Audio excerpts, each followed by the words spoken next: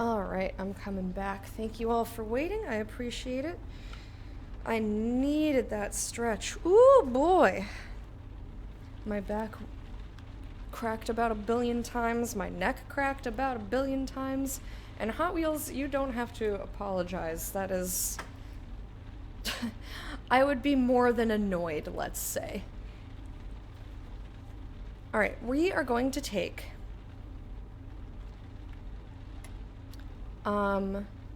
Is this doppelganger? Or is this the shitty guy? No, that's the doppelganger. Okay, so he's a new client then, as well. Let's get him. And then the next time we find Hervé, we'll probably take him. Charles de Gaulle. Make it snappy. That was fast? Yeah. Like I said, only a couple minutes needed. Actually looking into emigrating. When I can, it's that bad. I don't blame you at all. I don't blame you at all. Where are you looking at?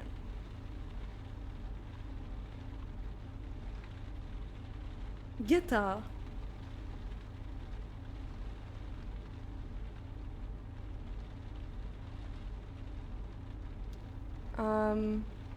I mean, that's a fairly good price, though, I think, so whatever. The passenger who settles into the back seat could be a male model. He asks you to take him to Charles de Gaulle Airport. His voice is mild and pleasant. You sense your passenger wants to talk about the killer. It's simple. Since the first murder, everyone thinks they know something. Everyone thinks they saw something, and this passenger is no exception. You watch him in the rearview mirror as he adjusts his clothes, checks his breath, obviously primping. You drive people to the airport all the time. They bring along a suitcase or a bouquet of flowers. Your passenger doesn't have either. He's looking at himself in the rearview mirror. His lips part, and he runs his tongue over his teeth. Clearly just like that. Nothing stuck in my teeth, right? You shake your head no. You wonder why he's going to the airport. You're wondering why I'm going to the airport, aren't you? Whoa, whoa!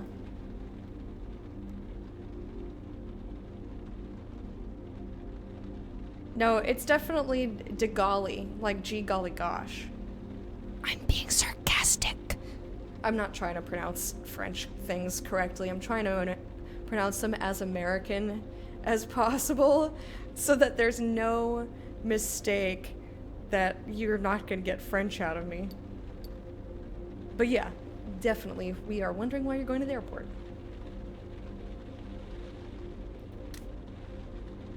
I could tell you were curious. I'll tell you, but it's a secret. His voice has changed, as if he were about to deliver a speech. Women today are too smart for us men. Too smart. They're on to us the minute we try to hit on them. He crinkles his nose as if there are a bad smell in the cab. There are dozens of books on how to get lucky, on how to score, but they all make the same big mistake. Treating women like they are different than other humans who are men types? Do you know what the mistake I'm talking about is? Yeah, you're probably treating them not like other human beings who you and like just have a normal conversation. They're stupid. They're written by men.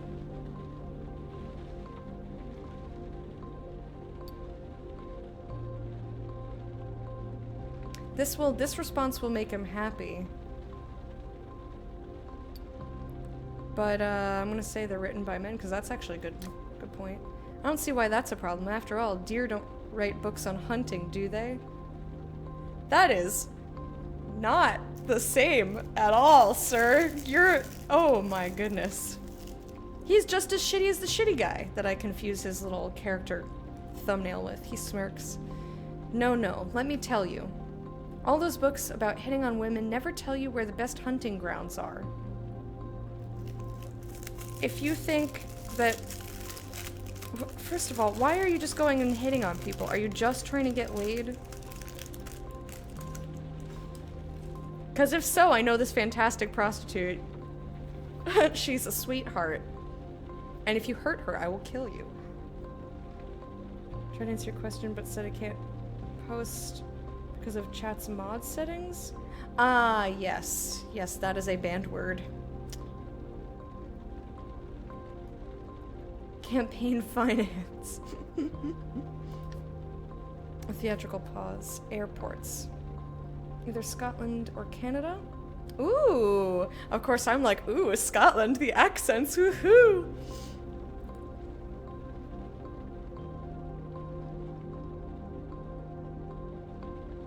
I don't speak Finnish or Swedish for Europe. France is too close to England for your tastes. Fair, fair, fair. Yeah, I don't blame you. If I didn't live in America, I would not be trying to live here right now. For sure, for sure. Another theatrical pause. It's brilliant, right? Women in airports are lonely, emotional, and available.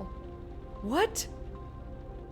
Ew, ew, look at that smarmy smile. Ew, this guy is nasty.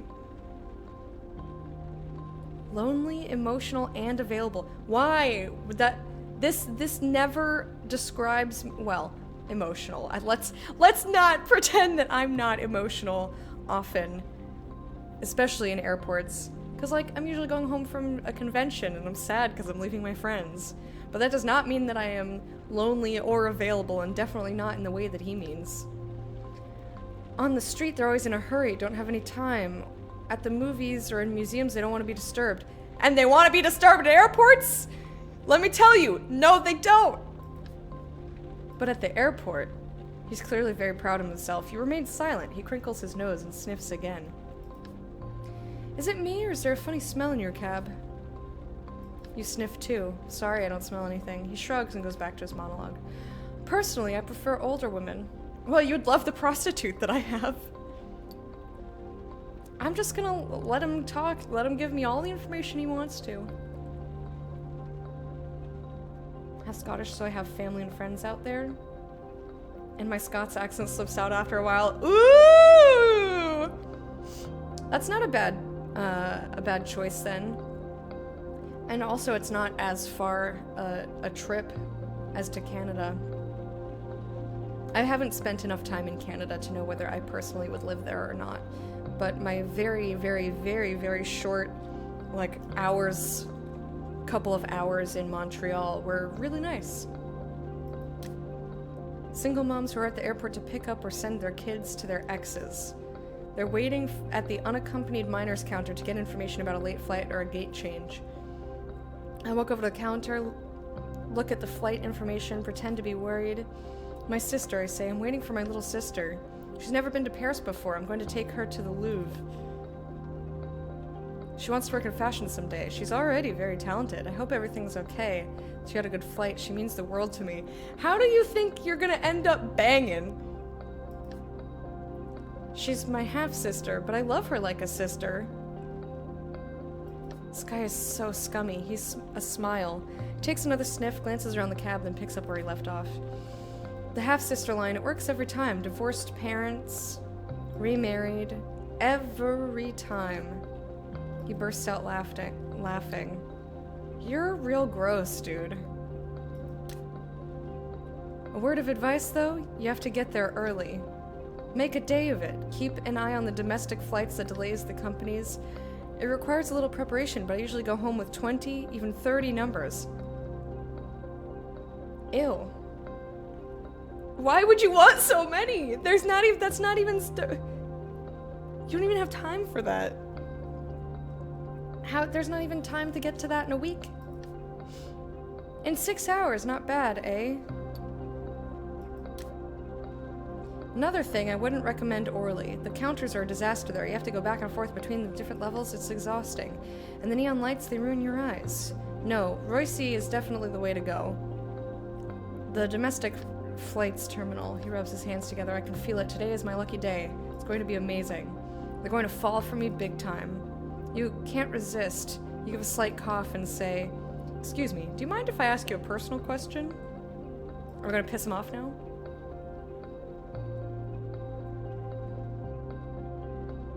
Simple equivalency test, it means my law degree can be used in Scotland or Canada without redoing your degree. Oh yeah, that's a good one. That's very, very important. Ooh! JP, enjoy your last 13 hours as just a mere princess. No, that's not a fucking pun before anyone thinks it is. No, of course not. Anything to help you understand my game plan. What do you do after all that? Do you realize you're a total asshole? Fair. Do you really need to go through all that? I'm not sure I understand what you're getting at. Well, you're rather attractive. Physically. A slight pause. And? Is it really necessary to go to all that trouble to pick up women? Don't women like you? That's beside the point. It's more efficient, more productive. I go on the make. What is the make? I don't think I want to know. It's a lot easier, it's less, how should I put it, personal. I know it won't ever get serious, and that's what I'm looking for. Do you see what I mean? Not sure I want to. You're afraid of women? Call him out! You're afraid to get close to anyone!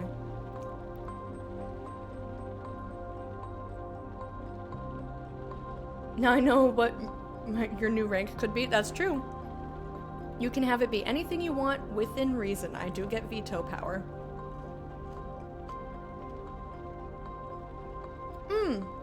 Your last letter called you an Esquire? That's awesome. Esquire. It's so fancy. What does that have to do with anything? He didn't deny it. He's afraid. You talk about women as if they might hurt you. So you hurt them to protect yourself. He bursts out laughing, but you can see he's uncomfortable. Called his ass out! Wow, you're a shrink and a cab driver. Am I right? I have to say, it's a great idea for drumming up more business. It's a downright revolution. Another nervous laugh. We're talking about scoring here. No need to get all worked up. It's not like anyone died or anything. There's a slight tremor in his voice. If they don't want to give me their number, they don't give me their number. I never insist. At least there's that. A lot of guys do stuff that is a lot worse, right? So enough of the feminist bullshit theory. It's not bullshit. You were straight with Phil. The cab pulls up to the drop-off point. Your passenger pays the fare in a hurry. He climbs out of the cab, then turns around, somewhat hesitant. To be perfectly honest... Just like intercourse. You shouldn't talk to your passengers like that. His voice takes on an unpleasant whining tone. It's not very professional. If I had an app, I'd give you a bad rating. He squares his shoulders and is about to walk off. And you should wash your cab too. It smells like shit. He walks away. Under the sole of his right shoe, you catch sight of a dark brown spot. Oh, you got a shit shoe. Ain't no lady gonna talk to you 'cause you got a shit shoe. You're gonna smell like duties all day. And everyone's gonna think it's your breath. You were smelling your breath and you didn't realize you had a shit shoe.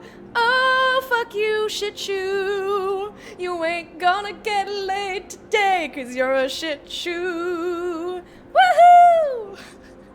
Remy, thank you for that, host. Comes from the noble rank of Squire. Just like intercourse. Thanks for the host, Bear. I didn't know that Esquire came from Squire, which means I'm now a noble. I have written proof, y'all. That's true. I would keep that. Like, I'm an Esquire. You can't tell me otherwise. Yeah, he gets 20 or 30 numbers. 20 fake numbers, yeah, right? Gonna make a YouTube video whining about how cab drivers... Ugh. Did he poo in your backseat? No, he probably stepped in poop. And he didn't realize it was on his shoe.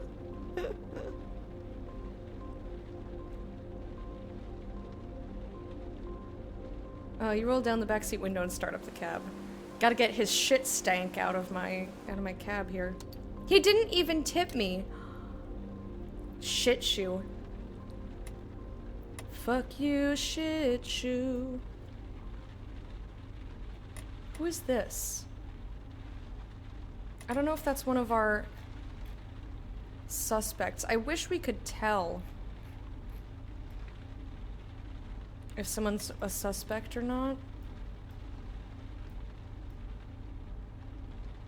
Because, like, I don't remember their faces. Come on, man. I know it's not him. I know it's not her. And not her. But, like, I don't recognize this picture. I need to look closer at the, I don't think it's her either. I gotta look closer at the pictures. I'm gonna do the eyeball. I need more evidence. We haven't gotten anywhere in our investigation. Uh-oh. Uh-oh. Is it having that conniption again? Hello? Fuck.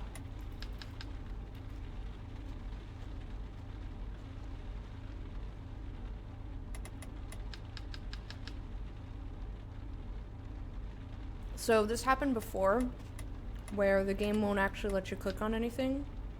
Oh, I guess it just won't let me go to the eyeball. It just won't let me go to this eyeball for some reason, but whatever.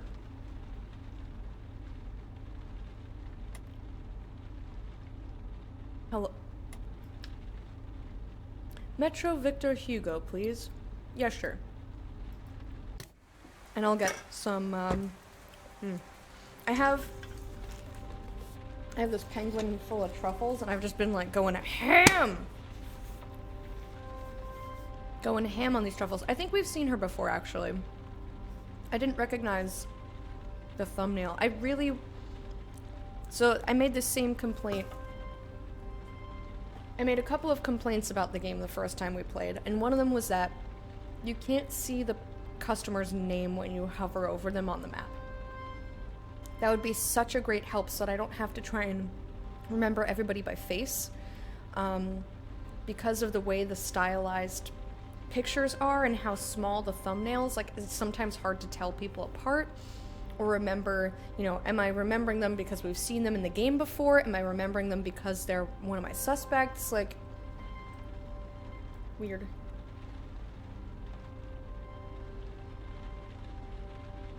Oh, I forgot that was even a magazine. I had no idea what you were talking about. Yeah, this is on computer. You could take a screenshot as a reference point. It's randomly generated who pops up. There's some things that are scripted.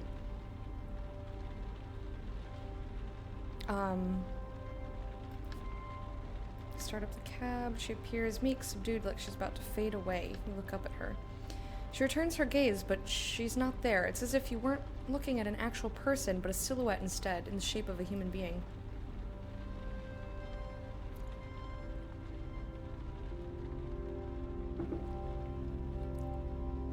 I don't, this seems familiar. Everything alright? Your question surprises her. Leonie.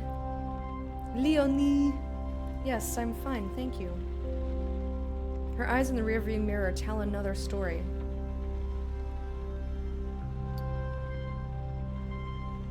Music?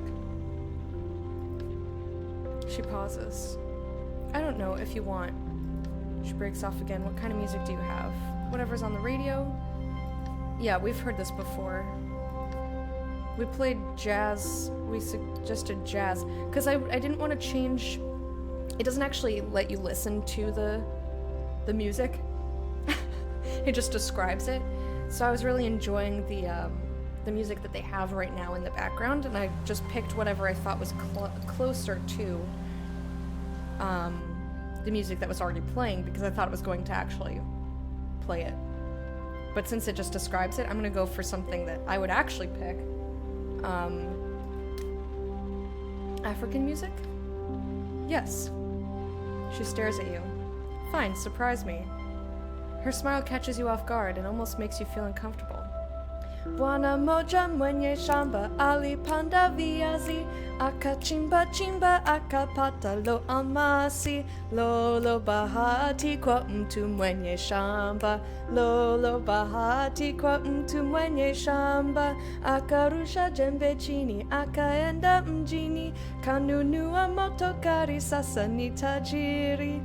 Bwana moja mwenye shamba we alipanda viazi, akachimba chimba akapata lo almasi. Anyway, I like that song clearly. I believe I posted that a while back in the Swahili channel. I also posted a different song because Fred was playing. He saw that they had East African music as a playlist on Spotify, so he put it on for me one day because he's really cute and thoughtful. And I heard a song that I really liked, so I found it on YouTube and listened to it on repeat for a while. It was really good. I mean, of the suspect photos. Oh, that's smart. Yes. Surprise magazines are even a thing still these days? Oh, yeah. I feel like they won't. Maybe the subjects of the magazines might change or evolve, but I don't think magazines will ever really go for good. They're a short, easily digestible, like, sliver of a subject, you know?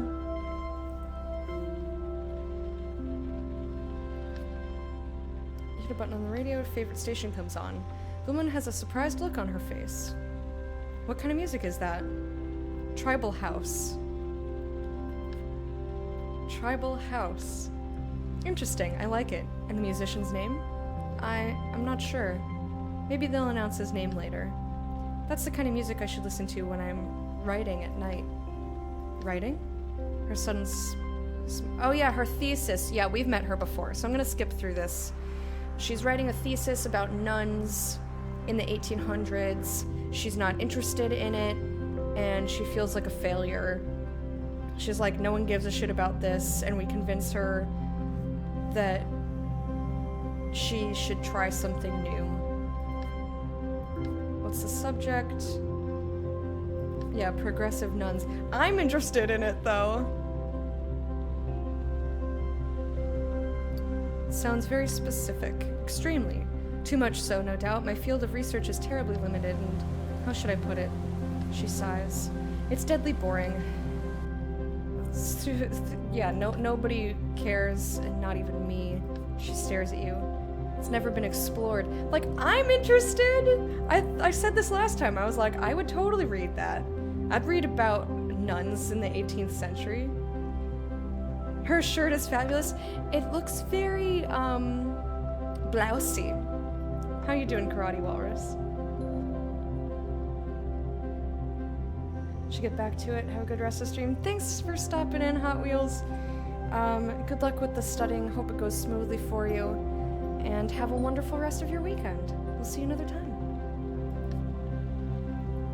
Doctoral theses. And this is what I picked last time. It's a useful subject, isn't it? I'm still not gonna pick I'm sure it's interesting, because even though I'm interested, I'm not gonna convince her that it's interesting. She's not interested in it. I'm not gonna change her mind by saying, you're wrong. You shouldn't say that. I don't need your pity. She speaks in cool, clipped tones without animosity. You find it disconcerting. I chose the path I'm on. I am entirely accountable for it. She hesitantly lifts a hand. But I'm the one who chose my thesis. Yeah. It'll be the only thing...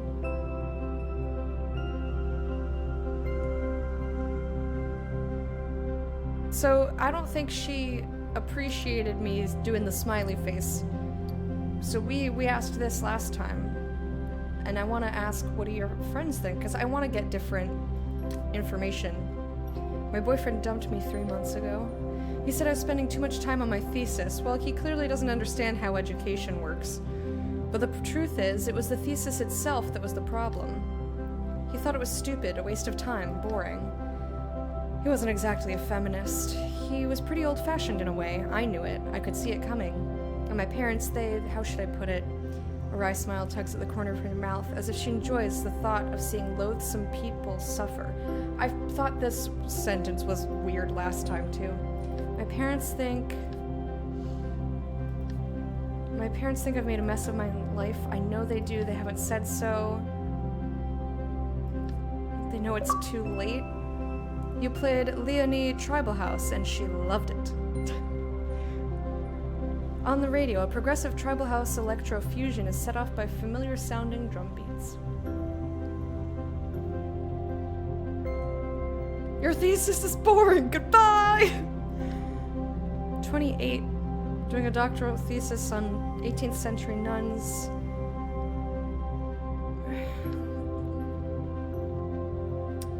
Yeah, so, and I had a problem with her comparing, like, being married and having kids is not the be-all, end-all, you know, like, that's not the yardstick by which you measure a successful life. It's different for everybody. For some people, that is the goal, that is the thing that they want. So, like, basically, your life is successful if you are happy and you try to leave the world a better place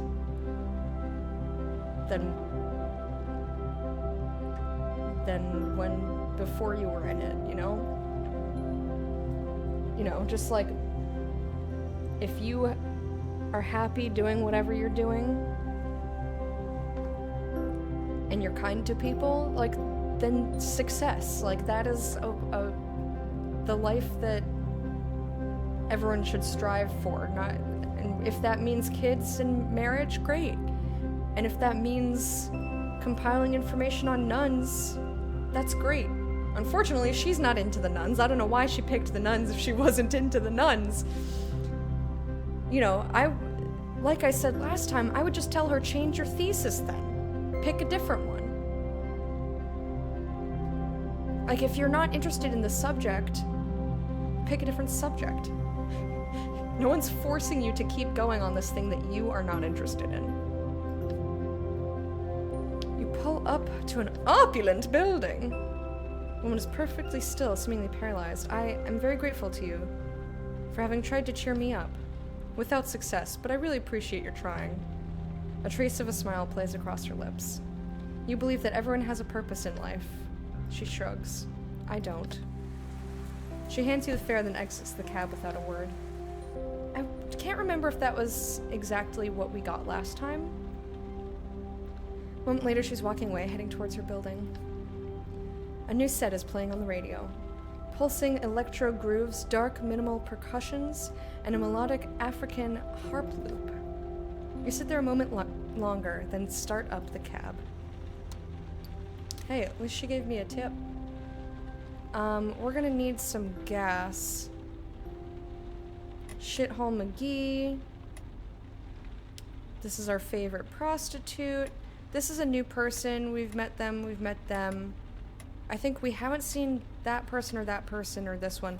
But again, I want to get as many eyeballs as possible. The more actual evidence I get, like, yeah, I'm interested in these characters, and I think that's a big part of my enjoyment of the game. I feel like this game does two separate things. Like, you have this mundane life where you're just trying to help people and get to know these interesting characters, and like the storytelling of like these small little sections of people's lives. It's very satisfying to me as somebody who's very interested in humans and, you know, story and characters in general. And then there's the other half of it, which is we have our secondary job. Like, yeah, we have to drive around and make money, and I would actually be satisfied with a game that was just that, you know? But yeah, we didn't learn anything new about her.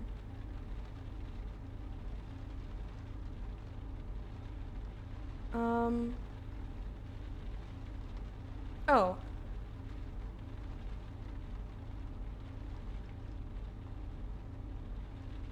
Huh.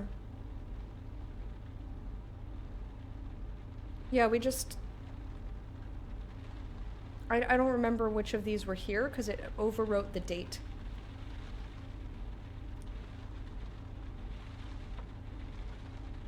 Like this says 12/22. Oh! No, it says 12/22. Okay. My brain didn't see the different date. Okay, so 12/29. So this is the same as last time. I see. So yeah, she doesn't need our pity was new, and we played her tribal house. I bet there's all of the different musicses. Crazy Taxi was fun, just drive around and make money. Yeah. I mean, like, when I initially played the game, I wanted the investigation to be heavier. Like, I thought we were doing this willingly. Like, the setup for the whole story was very interesting. Anyway. I just wanted to see what was new, if anything, there, because I didn't intend to take the same person. But yeah. So as much as I want to meet the other characters, I do need... Again, I'm trying to get all of the evidence, as much evidence as possible, because then I can make a more informed decision. You park in front of the Passy Cemetery. I'm sure that's exactly how that's pronounced. You're greeted by large columns and a huge dark iron door. The door opens, and you see your old buddy Marco. Marco, the one who stole your wife. We met him in the first investigation. You flash your headlights at him. He waves you over. You get out of your cab and join him. Buddy, I can't believe you found my number. Honestly, how crazy. He fakes enthusiasm and serenity, but his shaking hands betray him. Have you been to the cemetery before? It's stunning. No, Marco. Wait, come on. He turns on his flashlight, and you start to wander among the tombstones. The cemetery is clean with straight lines of graves. It's very cold. I'm not gonna lie to you, it freaks me out a little that you want to know stuff about the cult. Yes! The Moonflesh cult. Yes. Especially since last time. I don't know if you remember last time, but I lost my job, man. I lost everything. That's the same as last time. He freezes and grabs your arm. Man, I swear, I don't want to lose what I've got here. I'm the cemetery watchman. I've got a gorgeous gal. Is that what this nighttime tour is about? Yeah, she's at my place, and you don't want me to steal her? Marco laughs nervously, and it resonates off the cemetery walls. You're an ass, haha. You remain impassive. Yeah, okay, I looked like you asked me to. They're over there. He brings you a few meters further over to a strange tombstone. There's an evergreen growing where the patch of grass would normally be. Something is carved into the bark. You lean over. The flashlight illuminates the name of Zita Velpo, the third victim. This is where her ashes are buried, along with the other members of the Mooney Tunes cult. I see, the cult. He glances around like he heard a suspicious noise. I see them every once in a while. They come to plant flowers and collect old bouquets. You mean like anyone else who comes to a graveyard? They plant flowers? What kind of flowers? They do it all throughout Paris, actually. I think it's actually pretty cool, even though it's illegal. Oh, I didn't know it was illegal. He comes closer and looks you straight in the eye. Don't really get what you've got against them. Got nothing against them. And we have no evidence that they're connected to the murders. I just want information. Takes a step back. No way, man. You can't tell me that after asking me to... He starts to whine. Is this another loser plan that's gonna get me fired? I can see it coming. He shines his flashlight towards the cemetery entrance. Come on, let's get out of here before the neighbors call the cops. When I do my rounds half the time, they think it's kids coming to spray paint the tombs. You follow Marco through the stones. In the glow of his flashlight, you catch glimpses of portraits of unassuming faces that ignore you. Portraits? On tombstones? Once you get to the entrance, Marco turns his light off. Please, oh please, seriously, don't tell anyone I let you in. My bosses find out, I'll be out on my ass, please. Shrug. Yeah, no problem. The wife stealer sighs.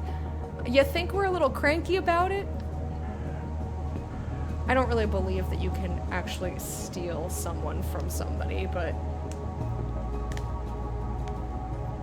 We walk away, unless there's like some sort of aggressive manipulation.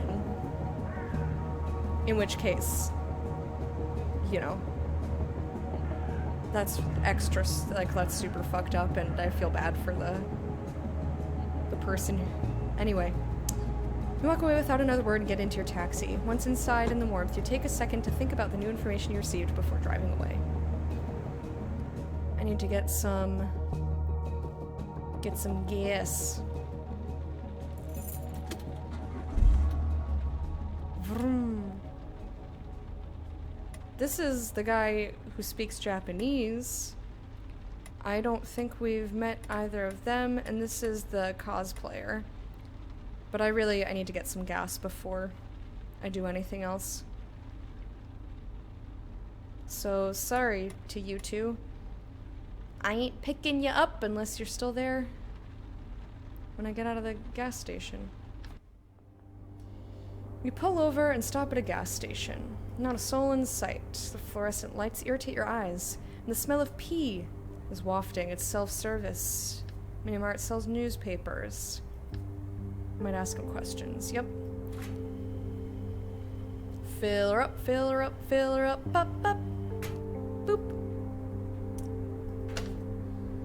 Walk into the Minimart. There's a smell coming off the guy running the shop at this station. Fried food? I love fried food. Smells so good. Can I help you? Talk with the clerk. Examine the newspaper and magazine covers. The serial killer is on the front page of all of them. It's crazy, isn't it? You'd think they'd have caught him by now. Kirk smiles. You recognize the twinkle in his eye. This guy has something to tell you. Yeah, boy! New clue, new clue. Whoop, whoop, whoop. Joyeux Surire. Cash, cash, cash. And something about Versailles. I don't know what these things are, but I didn't buy them last time, so I just kind of want to buy them to have them. Purdue. I don't know what that means. You sigh. Oh, these are all gambling things. I see. Well, interesting. We're gonna buy a paper then. Have a good evening. The cold welcomes you outside and quickly makes you forget the clerk's unpleasant tone. I don't feel like that... What? Was not... That was not an unpleasant tone. He was just like, okay, bye! Okay. Now, we have not met this guy as a just regular old passenger.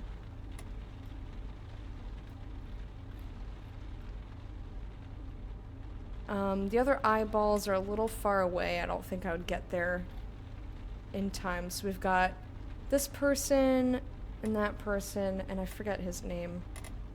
Pasidex. Pasidex. Yeah, he's not in our Pasidex. Is Fluffy Hair in here? So they're all new, basically. Because, yeah, none of these are them. Okay. So, since everyone is new, I'm gonna pick him up, because, this is gonna be entirely different. And, as an ex-cop,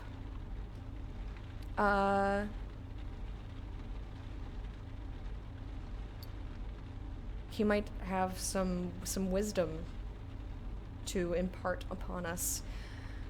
Hôpital Saint Louis, please. Saint Louis. Oui. Paul Marie Flubididi. Your next passenger is clearly a policeman. You can tell from his poise. A bit weary with a touch of superiority. Oh, alright. Snooty poop face then. Snooty pooples. Also, I didn't boot up Stream Puppy on my phone, but for once, well, for once meaning in the last week or so, I remembered to boot up both that and the bot. Kick him out? Nah, I don't kick out anybody. I'm too nice. Hospital. You nod your head and start the engine.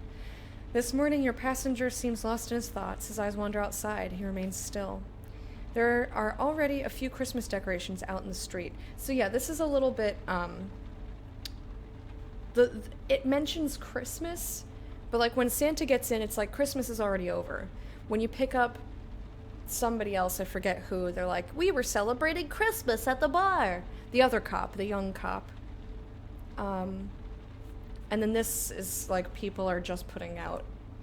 It's like the game can't decide when Christmas was or is in this game.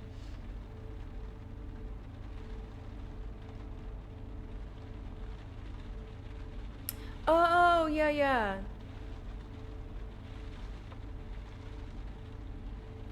No, you don't have to apologize, but I clicked on it so that the dot would go away and then forgot that it was to watch it. Or I forgot that it was there so that I could watch it when the movies were over. Yeah, no need to apologize for that. You know what, in fact, I'm going to put it on my list. Put it on my list, where's my pen, where's my pen? I see Sharpie. Ah, there's my pen. I have a lot of things on my list. And I feel like there's stuff that I keep forgetting. Oh yeah, I've got to text my boss. Because she offered to help me bleach my hair, but I'm only willing to do it tomorrow. And if she's tired after work and like doesn't feel like it, I'm not gonna be like, you said you'd help me. And like make her do it. And besides, I'd want to dye my hair here and wet hair and walking and blah. Anyway, alright,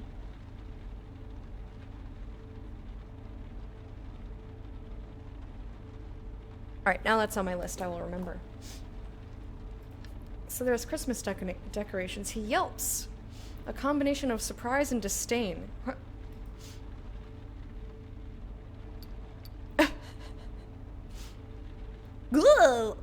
Got plans for Christmas? Fragonard. Just my own company and a good meal. Maybe a little music. He grins at you. And no need to feel sorry for me, that's just the way I want it. No kids, no presents, no dishes to wash. I mean... okay. Whatever you want. And you? You take a deep breath. If everything goes well, you'll be far away from all of this at Christmas. Far from Paris. Far from the investigation. I have no idea. I can't tell what month is it? You can't tell the truth. Cigarette lie, heart lie, mean lie, or positivity lie. I think we'll go for this one. With family. Your passenger smiles an odd little grin, almost as if, nice. It's important to make the most of it. His smile seems a bit forced. I never really liked Christmas, but all of those lights outside there, they remind me of a case. He smiles, a sad smile. Actually, his voice is almost shaking. It's his birthday today.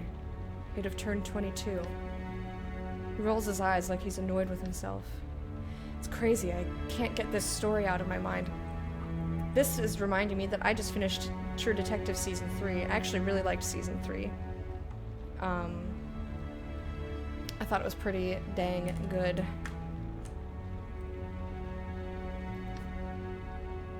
Must be the transference. Although the last, like, tiny sliver of a scene was a little strange, but... He snickers. That's what the shrink told me anyway. Transference. Never had kids myself. My ex-wife and I never wanted them. We were too busy. No regrets. Though the shrink thought otherwise. He makes a whistling noise. He sighs. 10 years ago, just before Christmas, a woman came into the precinct. Her son had disappeared.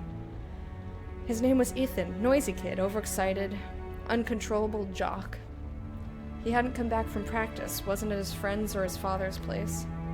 The dad, he was apparently concerned, but said his son was rambunctious, thought he'd show up soon, and there was nothing to worry about.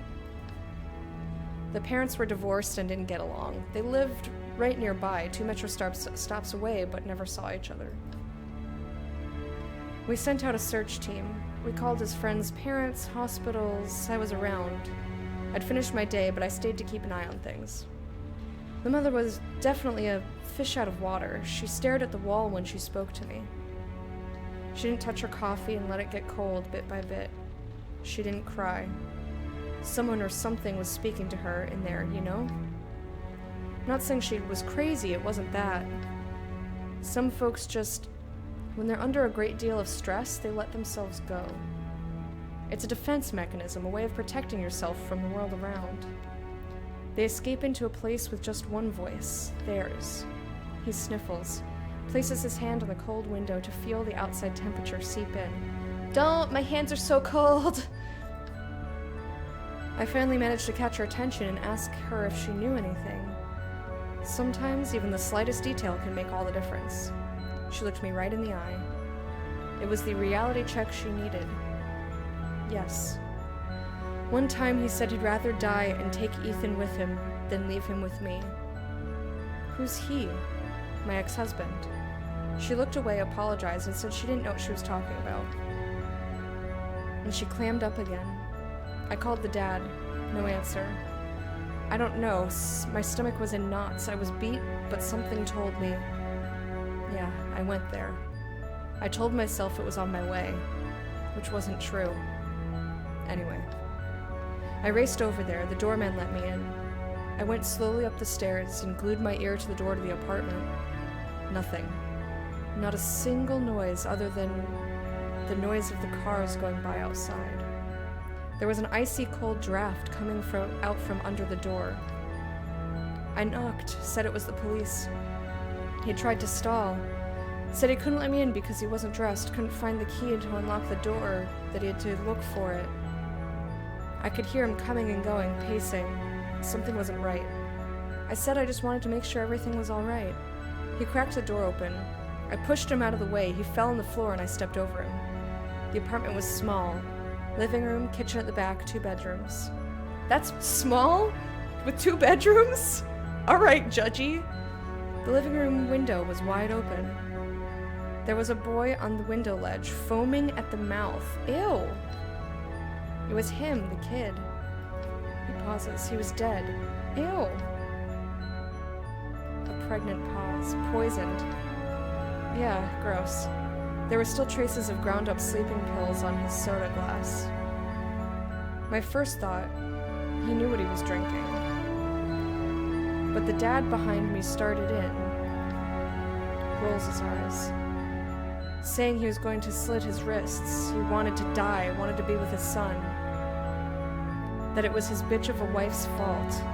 In my line of work, you learn pretty quick how to tell the difference between someone who'll make good on what they say and someone who won't. This guy didn't have the guts to take his own life, so he took his son's life instead. I told him, go right ahead, and used his phone to call the precinct. The dad didn't budge.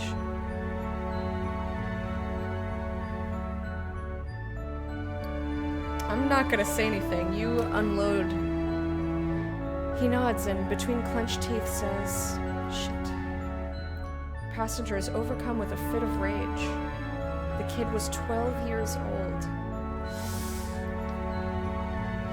We spent the following week questioning family members, neighbors, friends. They all thought the father was normal. A scowl spreads over his face. That he was a great guy. Yeah, okay, sometimes had trouble controlling his anger. Yeah, okay, a lot of us wondered if he beat his wife. And so on and so forth. kid was 12 years old. Sometimes I tell myself he probably would have grown up to be an ass. One of the little delinquents we get a couple times a week at the precinct. He would have been a danger to others. But hey, no need to lie to ourselves.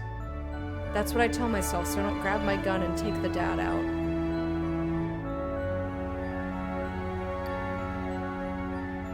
Where is he now? Still in jail. Don't know where, actually. I stopped caring about him the second I saw the kid's body. He deserves to be forgotten. He sighs. Oh, Karate Walrus! Shouldn't have told that story. Now I can't get his face out of my mind. Oh god, I'm so sorry. Good thing I have a nice day ahead. The hospital comes into view. Oh shit. You stop in front of the entrance. Guess all that's left to say is Merry Christmas, right? He smiles. His sarcasm warms your heart. Your passenger pays, thanks you, and waves. He gets out, walks toward the building with an odd step, like he just got out of bed. You quickly drive away, eager to leave it all behind.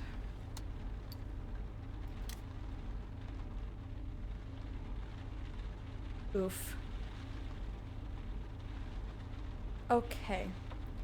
I don't think we've seen any of these people. So let's take Mustache. 12 for 42. I have to get back to the 16th.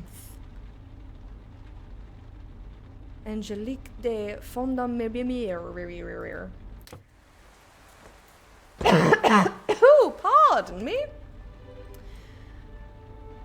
Oh, that's lipstick. I thought that was a mustache. I totally thought that was a mustache. The next passenger getting in your cab enters in a cloud of extremely heavy perfume. Oh, gross. It's a well-known scent, one you often see advertised on the Champs LECs.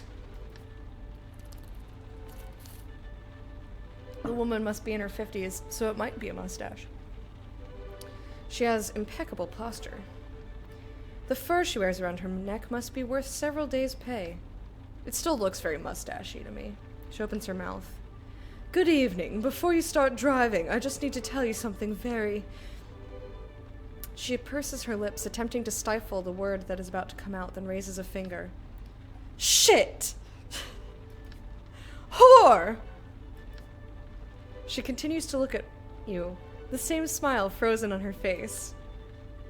She just shouted gibberish at you, but her face hasn't budged. It's like she isn't even aware of what she said. She purses her lips even harder. Doggy foreskin! She shakes her head. I am truly sorry. Please, hear me out. You are so taken aback that you find nothing to say. I am suffering from major emotional trauma. It seems to have triggered very strong verbal episodes. They're exhausting, to be honest. I hope you can understand. Please know that I don't believe a single word that I'm saying. Tiny dick! It's my husband. She shrugs. Married 25 years, 2 kids, a house on the coast, all sorts of fun plans for the future, then... Eat shit! She looks at you. I'm used to it. Thank you for understanding. She grins for just a second. Here I am, discovering how to live alone for the first time at 50. Crazy, isn't it? Toilet brush up your ass! It's really not so easy. You bite your cheek to avoid laughing and start driving. I mean, some of the things that she's yelling are pretty funny.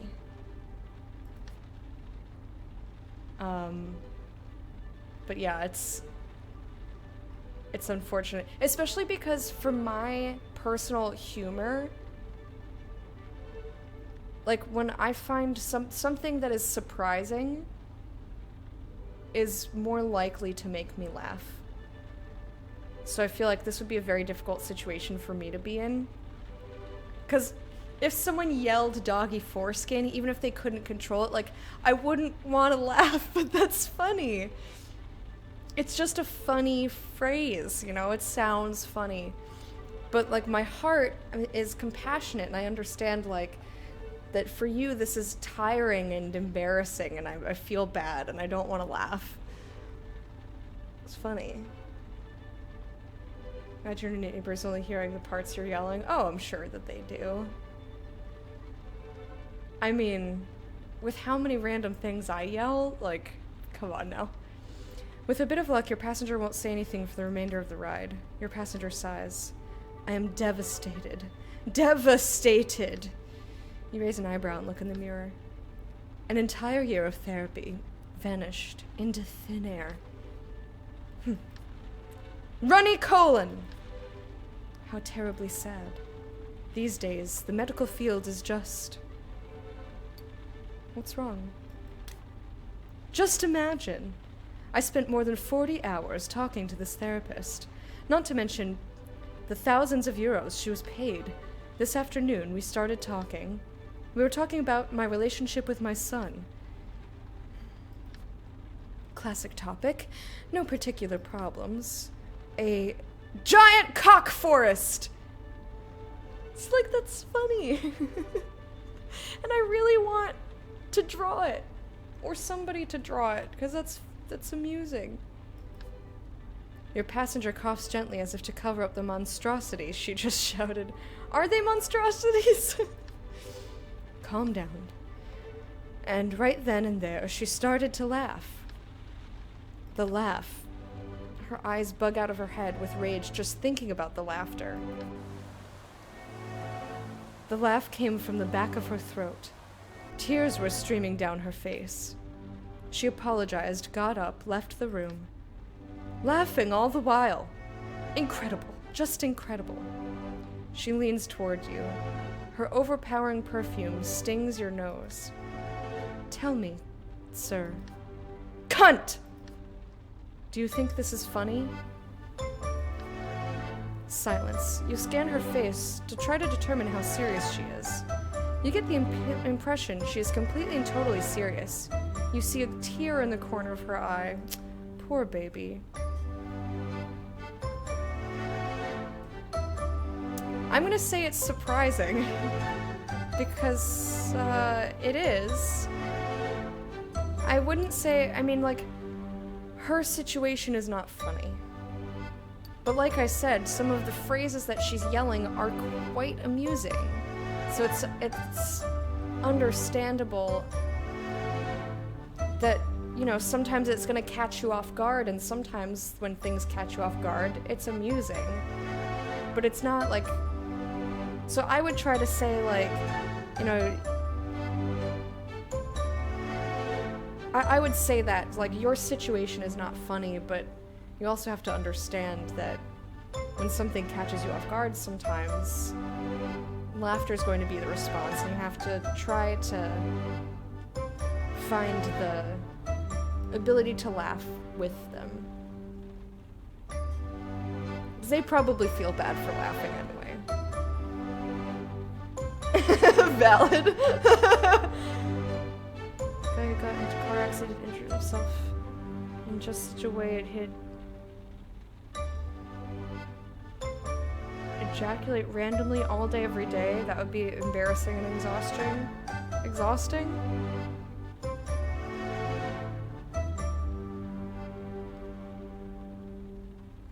That's real?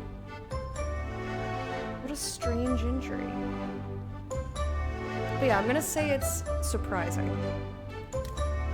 Because I'm not gonna pretend that it's completely unfunny, as I just said.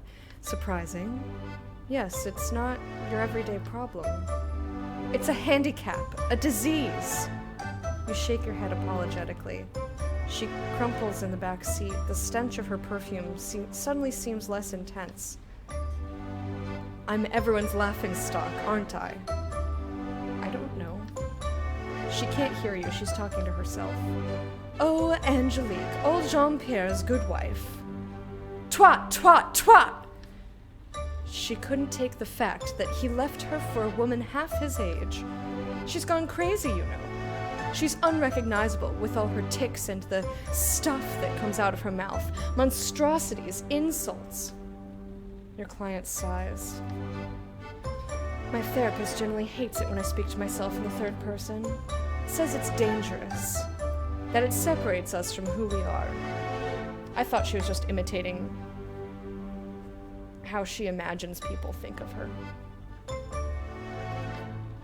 Piss-filled water skin! I'm not so sure I feel like taking all of her terrible advice.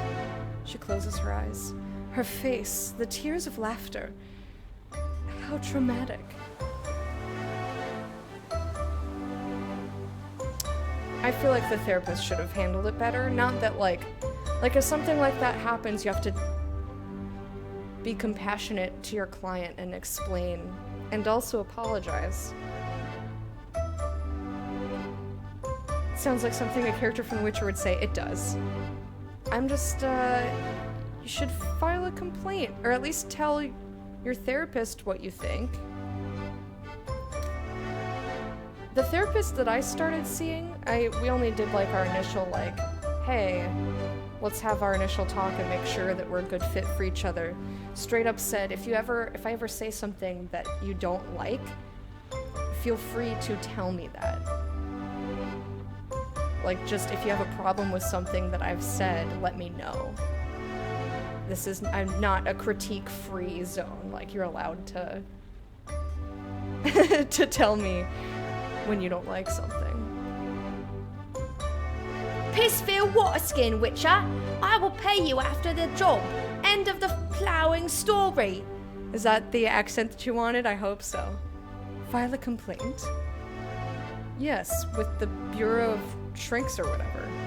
She keeps an eye on you. No. Shit! No, I don't think so. File a complaint. What a horrendous idea. I understand why she burst out laughing. I mean, I know that... She points to her face, her mouth. I know it's not easy to handle. I know it shocks people. She shakes her head. The other day at the supermarket, I said to the woman at checkout, the word... She raises her shoulders and is red with shame. Oh, honey, it's okay. It's not your fault.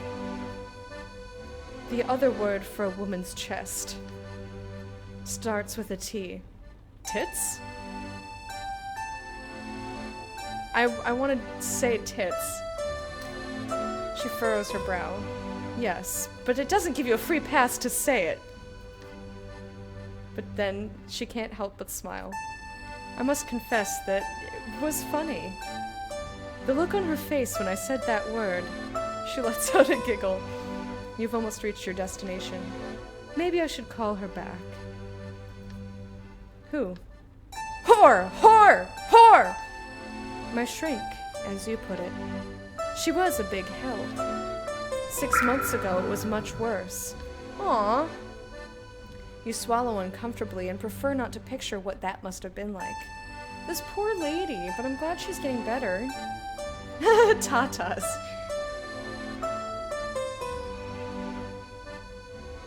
Thank you, JP. I need to be drinking a lot more. Oh, this stream is a lot of vocal work. Pull up in front of your passenger's building. She pays her fare but doesn't get out right away. It's silly, actually. Syphilis! When I'm angry, I don't cuss at all. Maybe I should be angry more often. Everyone should. You're allowed to have emotions.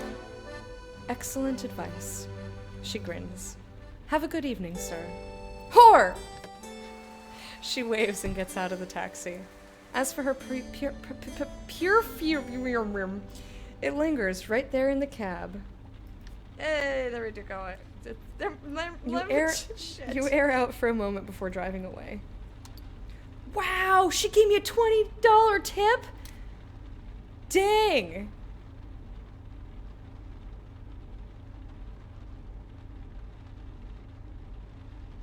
Too hot? Hot damn.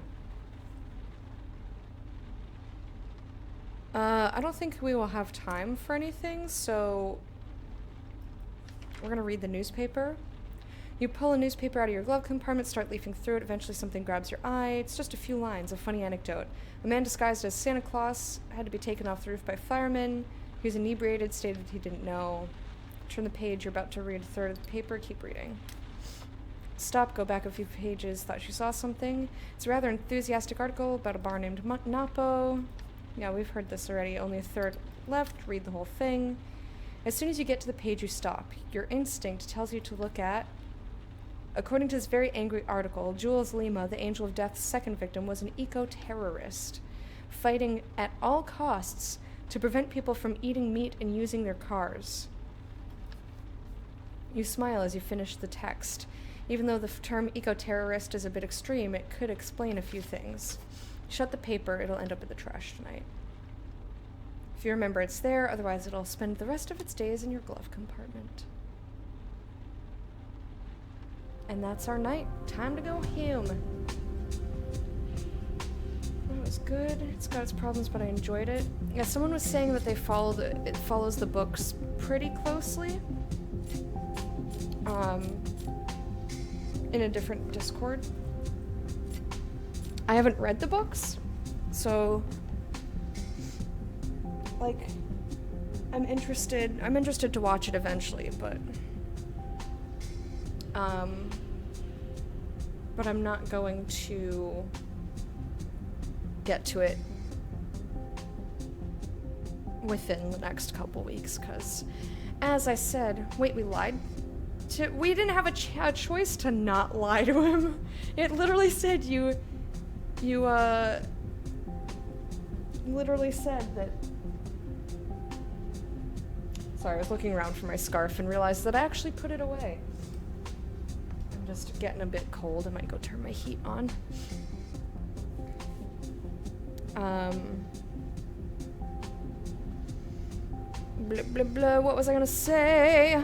Oh, I want to watch Mrs. Maisel first. The Marvelous Mrs. Maisel. God, that show is so good. Like I said, I watched 4 episodes last night. I was like, yeah. Just plow through it. People are pretty into Yennefer's actress, it seems. Fair enough. I haven't seen any of the characters yet, except for Henry Cavill, Geralt.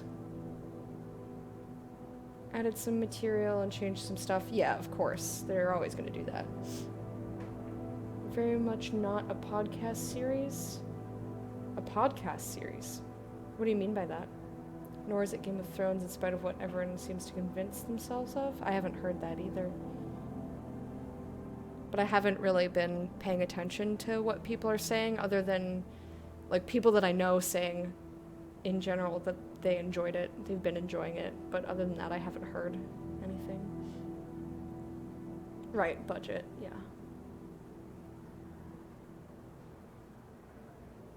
Some people watch TV while also listening to podcasts. What? I've never heard of anyone doing that. That is so strange. That would drive me nutty. You take a few minutes to update your board. Let's get to work. Killer targeting political activists. Victim 2 felt he was followed. How do you know that? I'm trying to move this, it wouldn't let me do it. Come on. Moon flesh cult plants flowers and trees. Fish.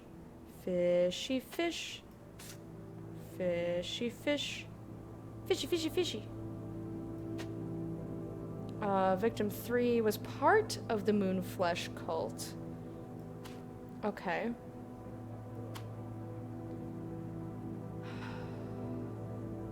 I don't know what that has to do with lust. He watches you, only one god.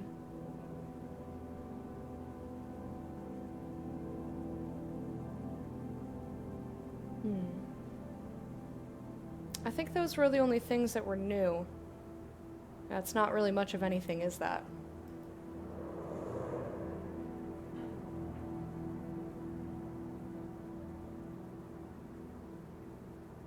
usually hear it used with games. I've never heard that before.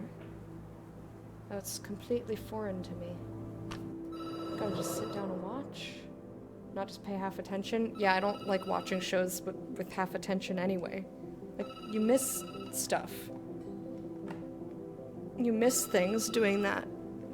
I find, like, unless it's a show that I have gotten sick of, or, like, there's very few cases where I will watch something while I'm doing something else. Playing a game or whatever. Especially scripted TV. Like, sometimes I'll have a stream on if I'm gonna turn my heat on. Just take the chill off the room and grab my scarf. One sec.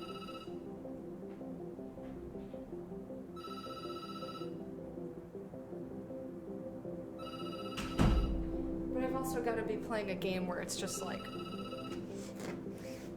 run around and shoot people kind of a thing, like not something where there's a lot of story to pay attention to. But like Scrubs is a good example because I've seen it before. Like, I don't need to pay full attention because I know the show so well that most of it, like, I know what's happening on the screen without looking because I've watched it so many times. Which I did watch some. I watched a lot when I was playing Destiny yesterday, so I'm finally on season 6. I haven't watched any of season 6 yet, but I popped the disc in. Yeah, I just don't, like, if it's scripted television that I haven't seen, there's so much, sorry, I take leave you with the phone ringing. Sorry. Sorry about that. I got distracted by how cold I was and then discussions. I get followed, I get a tingling in my balls. It's like my spidey sense. Oh my gosh. That's really funny. I feel the need to test this. Did make me a little anxious. I'm so sorry. I didn't even think about it. I should have just clicked through. My bad. But yeah, like, you miss the art, like, half of the show is the artistry of it, right? Like, the set design, the colors, the way that it's filmed, like, the actors' facial features, and the nuance. Like, you're missing so much. Like, basically all you get when you're playing a game is, like, the plot. Which, if that's all you care about, I guess, sure, do it that way. But that's just, like, to me, that's, like, why bother? It's just not how I like to really get into the things that I'm experiencing, because I don't personally see the point otherwise. Because if I'm not into it enough to, like, give it attention, like, why am I spending my time doing it? I guess. Oh, crying noises? Yeah,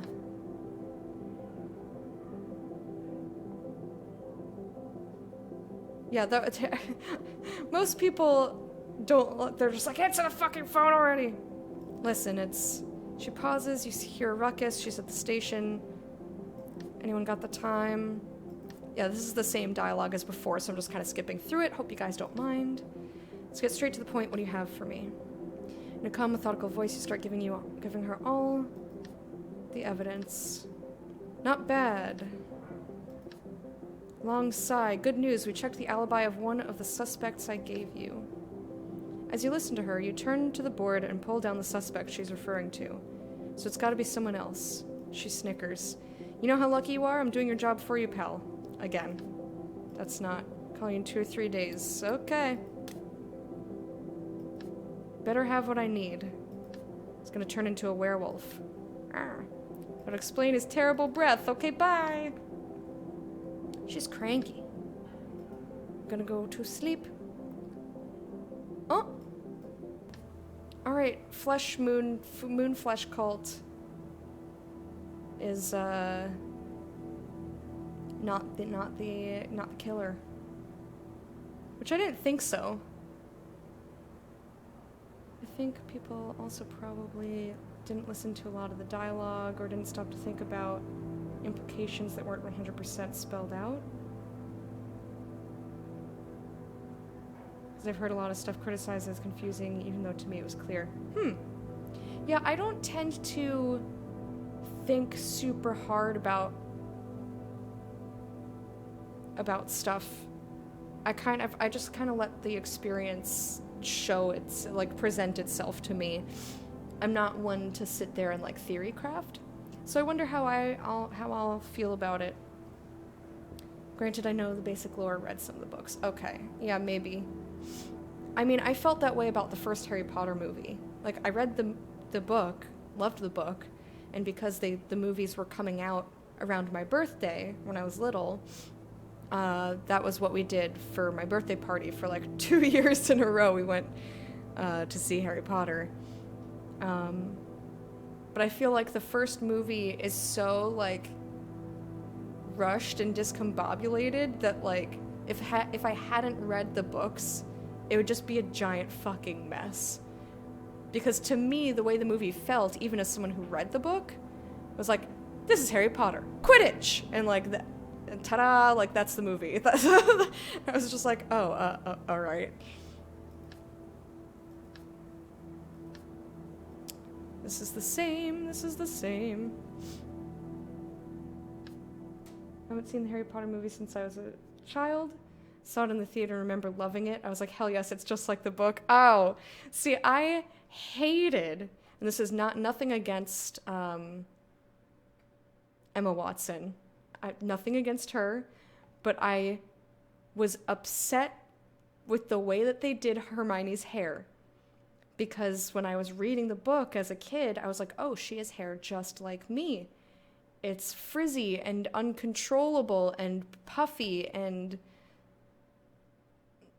you know, if you cut it too short, you'll get triangle head. Like, I pictured my hair, which back then I really hated my hair. I really hated it. Now I love it. Now I think it's awesome to have, like, wild, voluminous hair. But it took me until college to like my hair. Anyway, I digress. But I was very upset. And that she didn't have buck teeth. I don't have buck teeth, but like she was too pretty and I didn't like it. I was like, that's not okay. Because I guess part of the thing that I like picked up on, well, that gets into some minor spoilers, so I won't, but like, yeah, I was upset by that, mostly because of the hair, because I was like, that's not what my hair looks like. My hair doesn't do that. That's very smooth, and it's not puffy enough, it's not frizzy. No, I don't buy it. I was like, I don't buy it.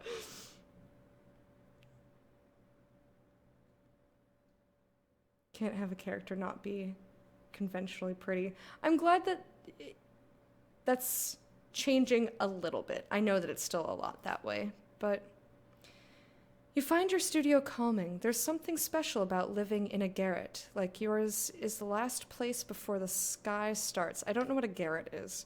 You get up quickly. Night 4. So we have night 4, night 5, and night 6, and then I think we need to have the, only one passenger.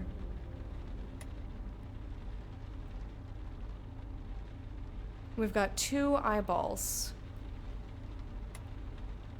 I guess we'll take her. Because I do want to get to these eyeballs, but maybe she'll go that way. Well, she'll go the opposite direction. Montparnasse. Chore Prevert. I don't think we've ever taken this person before. Is it changing? Can't think of any recent example. I would say maybe Adam Driver. Like, I don't think he's unattractive, but he doesn't have a very conventional face. I think, anyway. And obviously, I feel like people are more, or Hollywood is more lenient when it comes to dudes having unconventional looks. But, like, women have to look a specific way. I'd have to think about it more to think of examples. Or, Tilda Swinton. Like, she has a very elfin appearance. Like, she's not your typical... You don't get it? I think he's very cute. Hey, Foxstash. How you doing, love?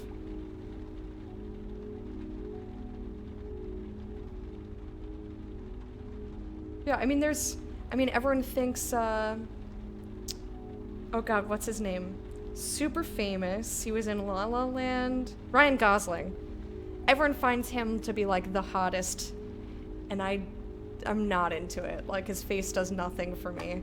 I'm not even, like, objectively, I understand why people would find him attractive. It just doesn't do anything for me.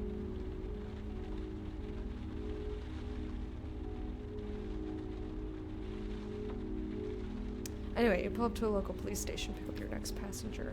She comes out from under an archway, visibly frightened. She slips into the back seat of the cab and gives you her address. Near Montparnasse. You glance at her in the rearview mirror and notice how she's dressed. My back hurts. Did they treat you well? Is everything alright? You start the cab. Your passenger eyes you intently, reluctant to speak. Can we play music for her?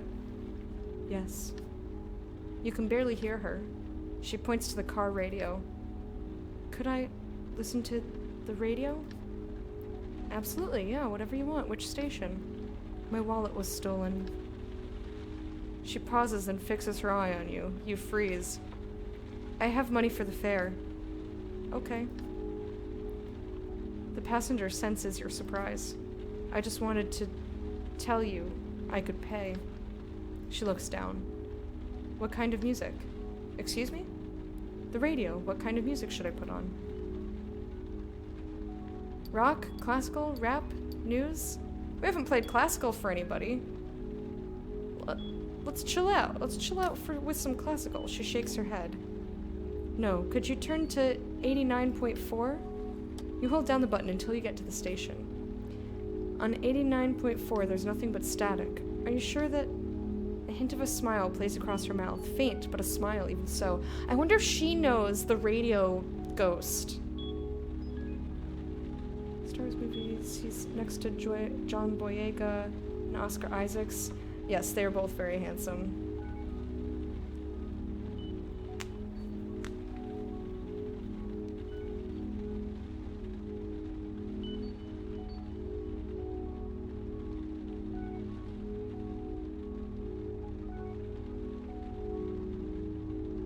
Someone who's really into European music history and they start getting mad that you just said classical? What? Why? But what is it? Is it Baroque? I hate Baroque. I think I like Baroque. I forget. But I think I liked when we listened to Baroque. Wasn't it a lot of harpsichord? I kind of like the harpsichord.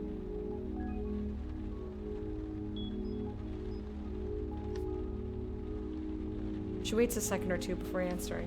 Can you hear it? You lean forward slightly, closer to the radio. Behind the sounds of electric sputtering, there's something else, a shifting sound. It sounds like... a shifting sound. Waves. The passenger looks up. You heard something on Shora's ghost station. That's right. There are waves in the background. Oh. Sorry. Her voice is almost inaudible. It's perfectly natural, sir. Her sir gives you quite a start. It's the frequency that causes it. It vibrates, is constantly dancing about, pulled by the incredible forces surrounding us. Most people listen to music, to the news. As for me, when I work, I like to listen to isolated frequencies like this, like these. They're broadcast, but no one hears them. The proof that we exist. She smiles at you. You're getting close to the passenger's address now. What do you do for a living? Math. She seems mesmerized by the sound of the wavelengths. What kind of math? I'm guessing she works with... I was gonna guess calc with a lot of sine waves and shit.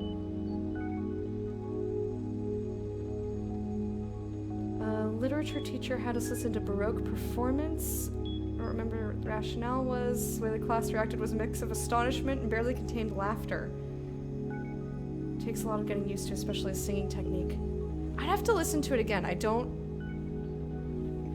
couldn't think of something off the top of my head. I really liked when we got to like the minimalist composers like Philip Glass and all that. I think it's Philip Glass Metamorphosis 5 is in Battlestar Galactica. And I love that piece. I think why I like it so much is even though it's like very minimal, the way it just gently shifts and evolves is really fascinating to me. And that's a big complaint that I have about a lot of songs is that it's like Hotel California. That's why I don't fucking like Hotel California, because it never changes. It's the same thing over and over and over and over for like 8 minutes.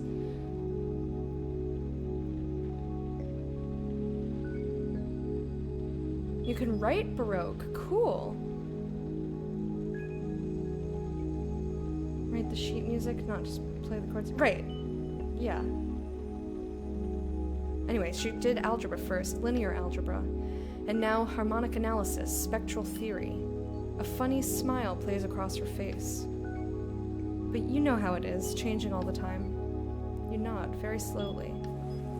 The client suddenly straightens up and points to the radio. It's beautiful.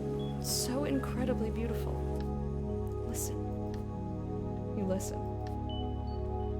You only hear static at first, and then, little by little, like a distant figure, the music takes shape and slips softly into your ears. Beautiful, isn't it? To me, they were ghosts, and that's why I studied science and later mathematics. I wanted to know why. You pull over. She gets the fare ready while you slowly turn up the radio. Beneath the layer of interference, someone is speaking, like the voice of a child. Thank you. You emerge from your trance and take the fare. Your passenger exits the cab and walks away without another word. You sit there, immersed in the sound of the radio a while longer. It has a soothing effect on you. You start the engine and drive away. Ooh, fantastic tip. Thank you. You can check out anytime you like, but you can never leave. I know, I feel stuck listening to Hotel Cali. Fuck ya. Alright, so we've got cheekbones and side flop. I don't know if we've seen... Ooh, we're filling it in. Have we seen cheekbones? Or is it just that she was a suspect in the first one? We have not met cheekbones. How about side flop?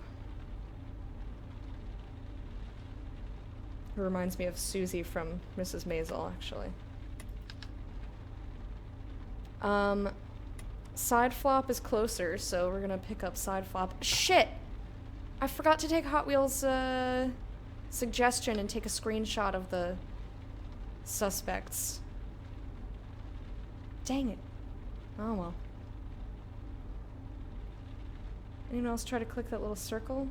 Oh, you mean this circle? Doo-doo-doo-doo-doo. It's over here. Whoa, it's over here. Are you like a cat with a laser beam? Going to the 13th arrondissement. Except... I basically take anybody. Passenger getting into the cab smells like alcohol. There is a feeling of sadness about her. She gives you her address and you start the car.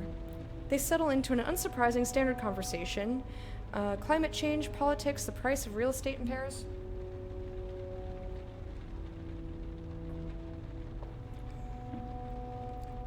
The Way by Fastball. I really like that song, actually.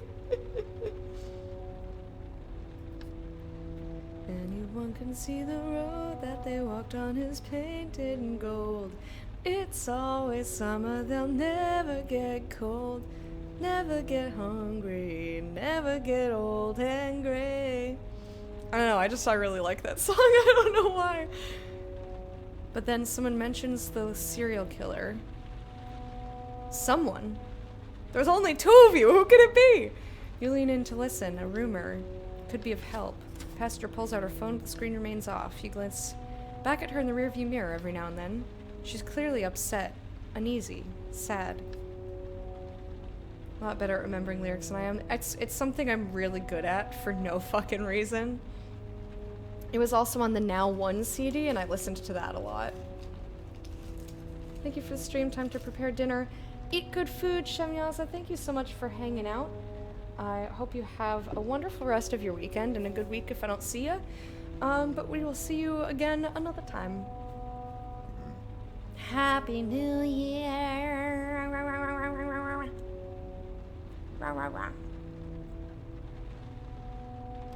All of a sudden she speaks to you. She has a deep, soft-spoken voice. Veronique. Excuse me. Do you think texting to say you had a nice evening, like, just 10 minutes after you saw someone, it might seem a bit desperate, no? No? If the person... You smile. Clearly, you're not an expert on the subject. If the person finds that desperate, but that's something that you would genuinely do, just be like, I had a great time. Then that's not somebody that you want. But we're not an expert.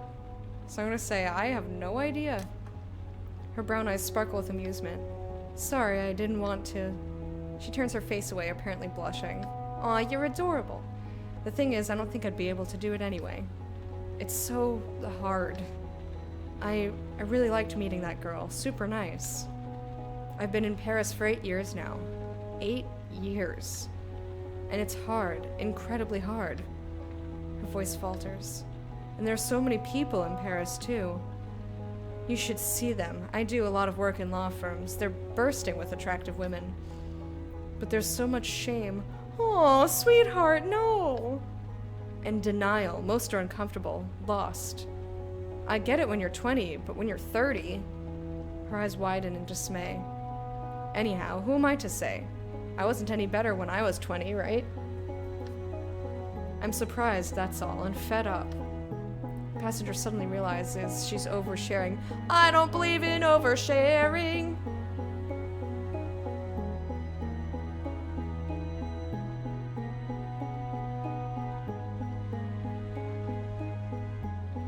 Someone gifted you a sub the other day when you weren't here.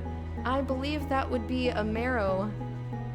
Plopped down some gift subs for Christmas. A little Christmas present.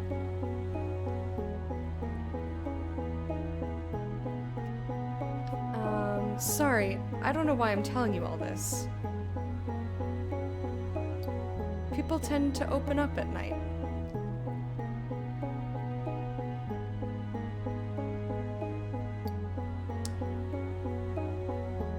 It's no problem, but I don't trust that ellipses. I don't know what that means.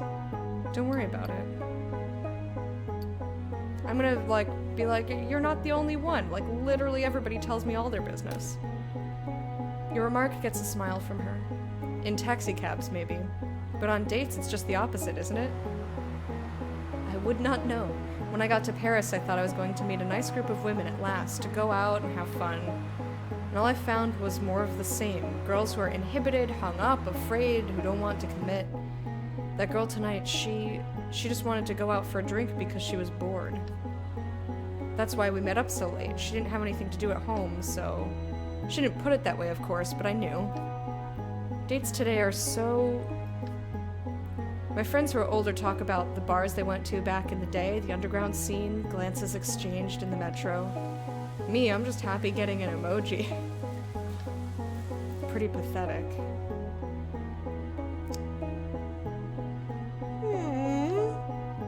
Luckily, there are the dating apps.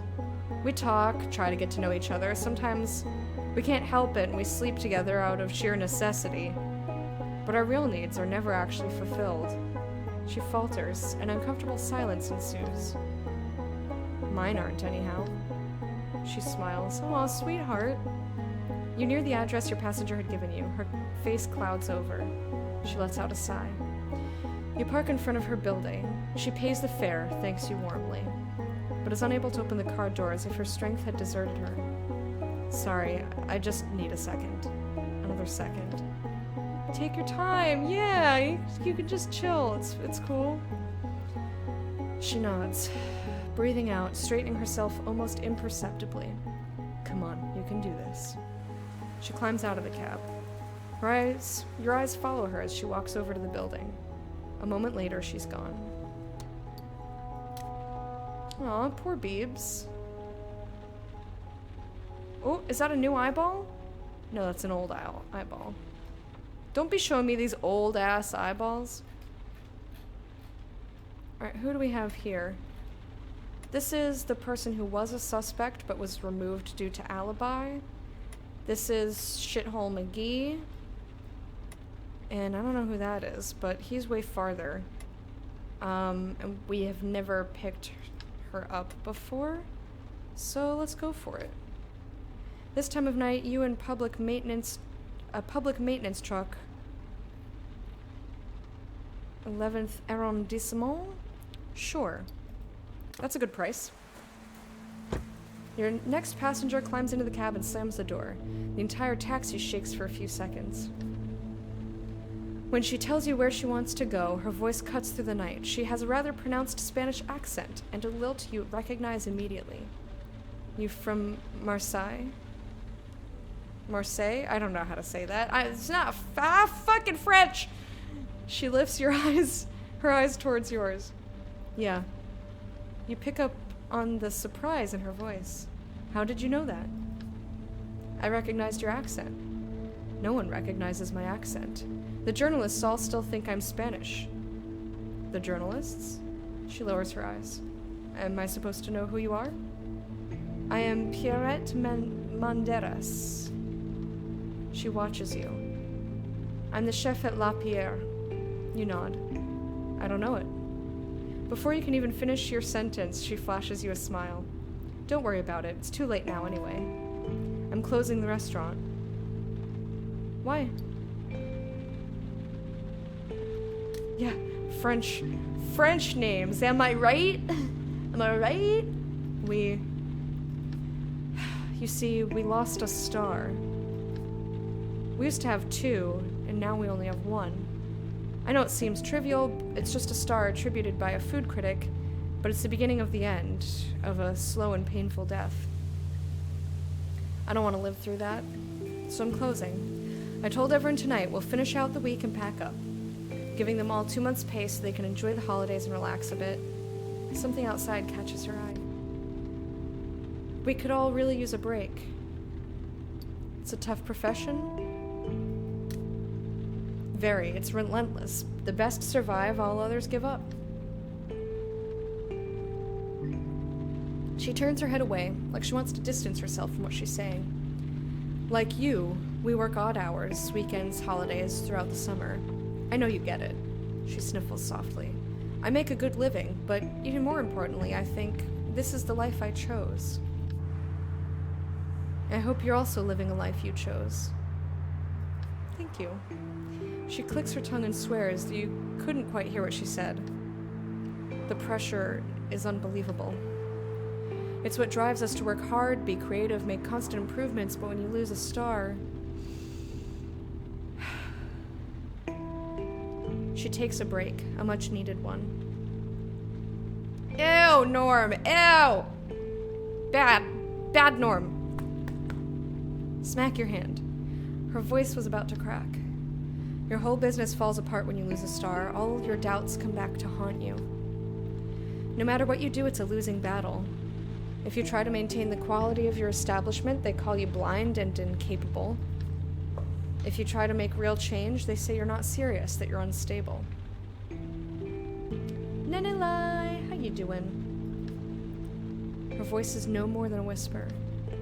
That's why I'm closing. No more energy.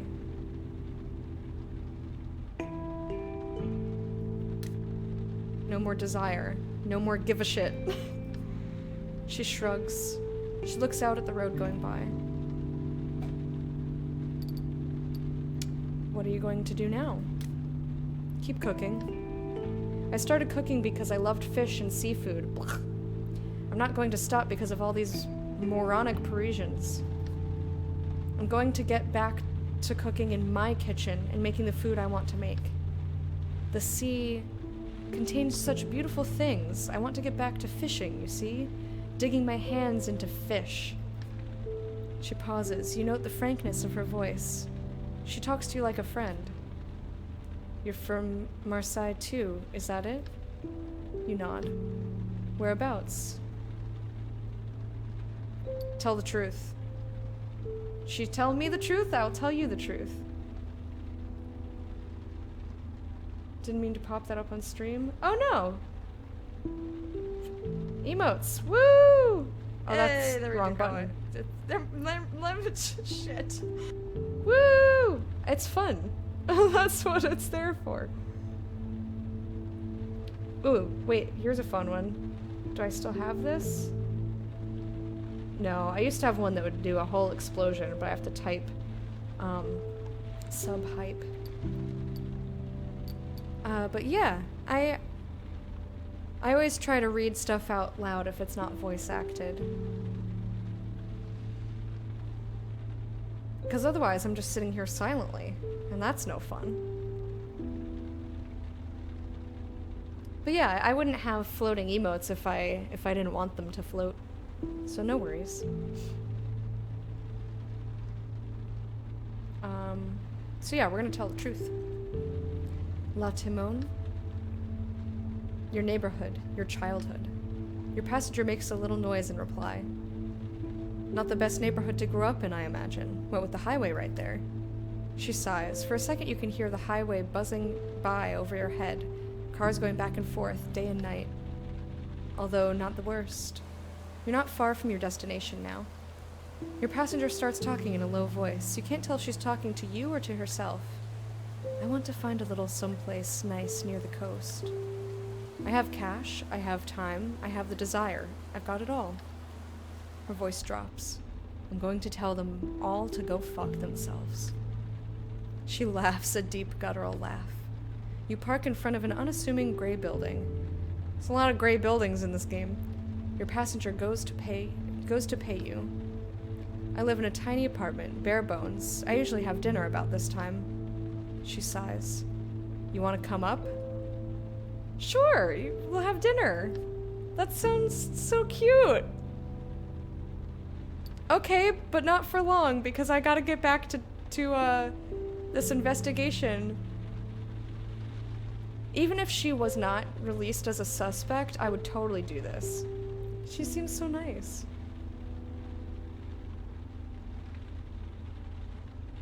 Used to hate the sound of cars. Oh, I don't even... It does not compute to me most of the time. Yeah, it's like... Yeah, being alone around people. Thank you, Amanda Palmer, for that turn of phrase. I like being alone around people. Yes, that's how I like it. And I've already spent too much time doing things I didn't want to. So if I want to sit here and write and drink wine, you can bet your black ass that I'm going to. That's all the buildings? In Paris? I've been to Paris. It's not all gray. She flashes you a warm grin. You lock up the taxi and follow her into the building. She wasn't lying about her place, small, simple, with no decoration, more or less. The strict minimum. She begins to move about the kitchen. We want something to drink? Sure. Probably like a soda. Or I guess, Encore, we're having wine. It's France! Everyone has a, like, bottle of wine with their dinner. We'll have just a glass, though.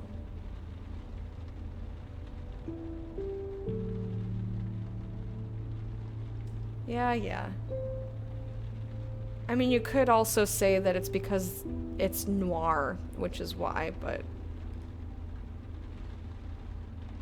yeah, I wasn't gonna go there. Booches du Roni. Nothing fancy, but it should do the trick. You know nothing about wine, but you find it exceptional. While she's quickly getting dinner ready, you examine her place. Nothing suspicious yet, but she was cleared. She had an alibi. It looks like a place owned by someone who works a lot. It's the perfect occasion to rummage around a bit, but you're worried about leaving her alone.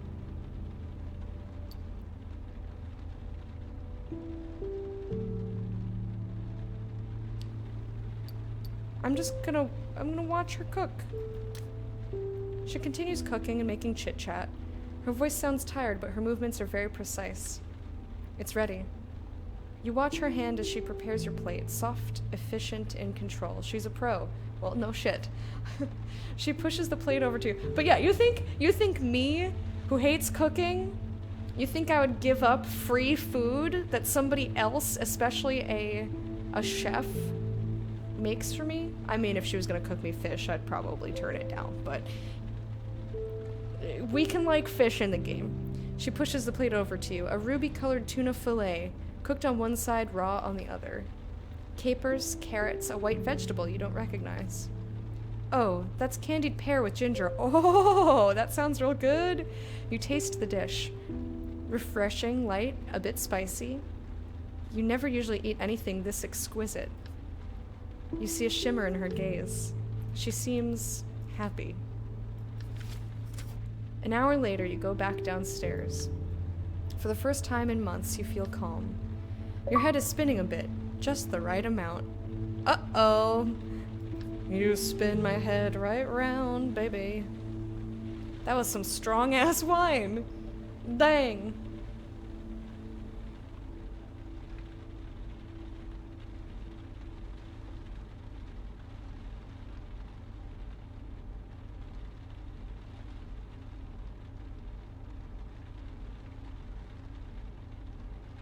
Ew, ew, ew, ew, ew, ew, wormy, ew, ew, ew, ew, ew, ew, ew, ew, ew, ew, ew, ew, ew, ew, ew, ew. I didn't mean to turn that into a song. Ew, ew, ew, ew, ew, ew, ew, ew.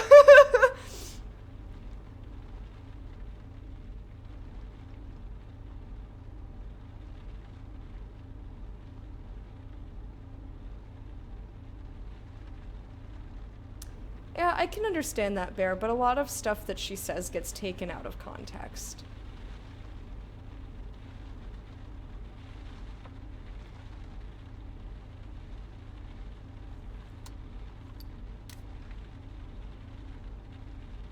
Okay.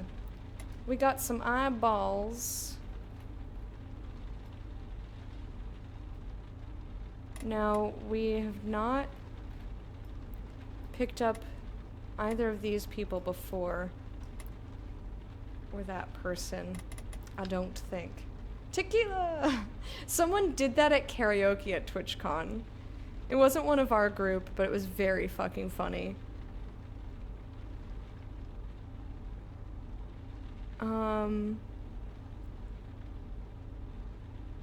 But yeah.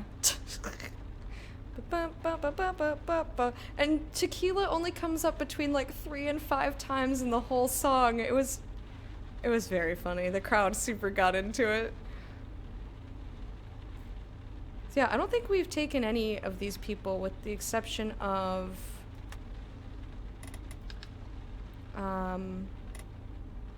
Japanese guy and DJ. We're gonna take, this guy, I guess.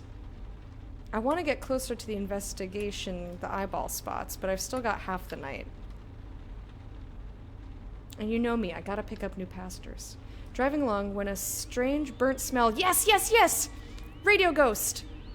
Suddenly fills the cab. You look around, sniff. Is it coming from outside?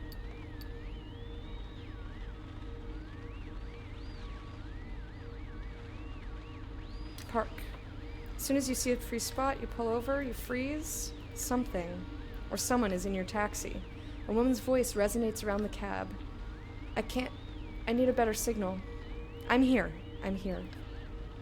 Turn around slowly. A young woman has appeared behind you. Don't shout. I'm afraid I'll lose the connection. So this is the same.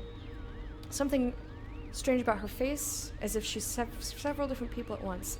So she's from the future, and she's trying to give us information. And I wanted to write down, she mentioned some names.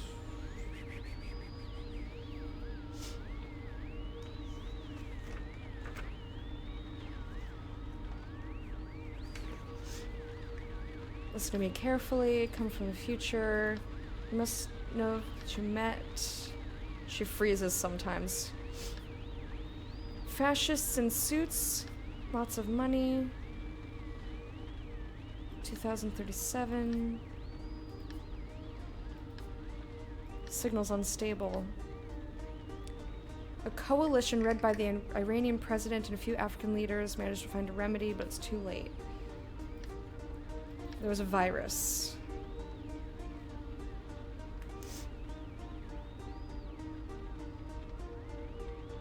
Yoga 2037.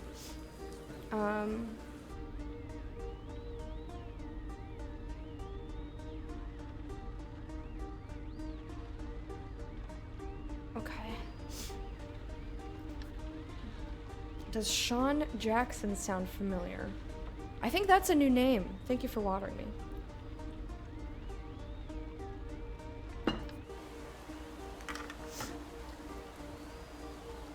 I really wish that you could find out more about this. Like, I totally thought this was going to be a subplot, because I thought that the 3 investigations... So, when you boot up the game, it tells you to pick an investigation.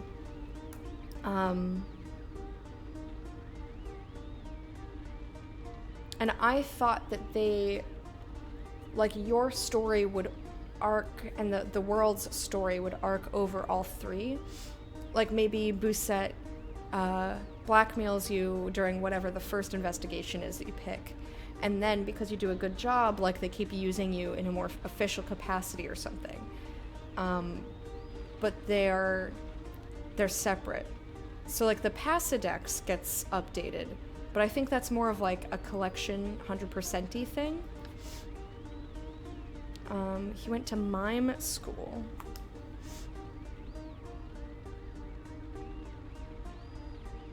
But yeah, I don't remember this. She smiles coyly. You know, I know what you're thinking, but I'm serious. She shakes her head. Tragically serious. I don't know what you're talking about. Well, shit. Too late in the game. They sent me to the wrong moment. She snaps her fingers. Annabelle Robert? Photojournalist? Yeah, these are different names. And I don't know if it's because it's randomly generated, or that if the game is giving me... Oh, she has to go to somewhere, right? Because she gave me a name in the last game, in the first investigation, and said somebody's name, but I think it started with a P. It was like Patricia or something like that. Pauline or Patricia. She says she has to go to someplace. Her reporting will... Her voice suddenly starts to crackle. Reveal the existence of underground laboratories. She must... Syria, that's where it was. I'm taking notes because life depends on it. Well, if I ever meet her... The radio starts blaring incomprehensible voices like it was picking up a secret station. No physical contact. You will not get a second chance. That's new. The seat behind you is suddenly empty. The young woman is gone. The radio stops. Nighttime silence takes its place. For a second, you wonder if you were dreaming. You slowly breathe in and start driving again. how to get all the way over here? Gotta get back to these eyeballs. Who is this? There's Liv Tyler. These people are very, very far away here.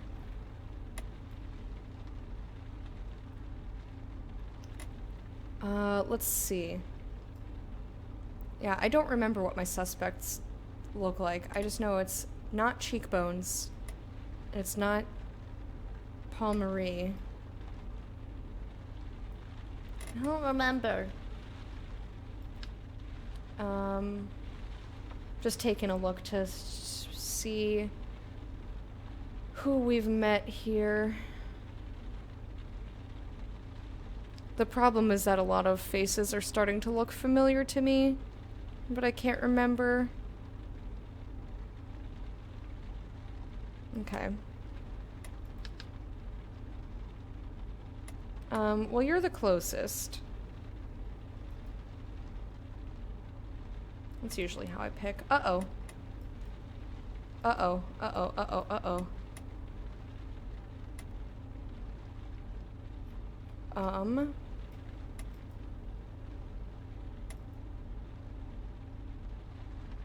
Uh-oh. Got that bug. Won't let me click on anybody. Oh boy. Maybe I can just listen to the radio and that will? Okay, yeah, maybe this will do it. Your finger's poised in front of the car radio. You're trying to find something to listen to. Should be about time for Top News Tonight, one of those call-in shows. Listen to the news. Happen upon the nighttime news. You learn that one of the recipients of this year's Fields Medal, a prize awarded for outstanding work in mathematics, is a French woman of Iranian descent. You hear her voice in a short clip and immediately recognize it as one of your passengers. Her name is Shora Prevert, age 33, I thought that was her, on the spectrum and a mathematician. She was awesome. You can't help but smile, remembering when she rode in your back seat. As soon as the news is over, you turn the radio off so that the cab is silent again. Okay. Now, let's hope that... Oh boy, look at all these people. We've picked up you, and you, and you, and you, and you, and you, and you, and you. So this is the only new person. Unless there's someone all the fucking way over there. So, we will, again, try to pick up Side Shave. Come on! It's not letting me. Let me see if Xbox... Hello? Because sometimes Xbox is like, hey, you want to let this game access your stuff? And I'm like, yes, just let me play it. Ah! Let me see if I go back into the Pasidex, maybe. Okay, shit is borked. So it looks like we'll have to go back to the main menu, which means that we will lose... We'll have to do this whole night over again.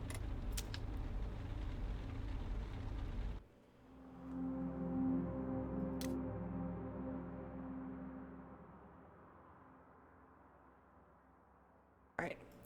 Or, we'll just need to Control-Alt. Close it and open it back up again. It's not the biggest deal. It gives us,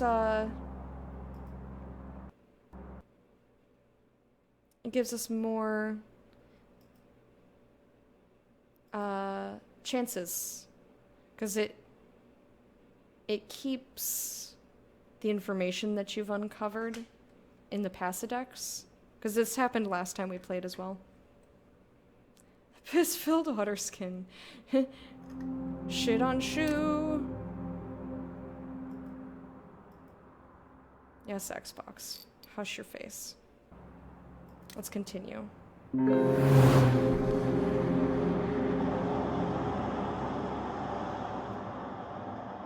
This is a really interesting game.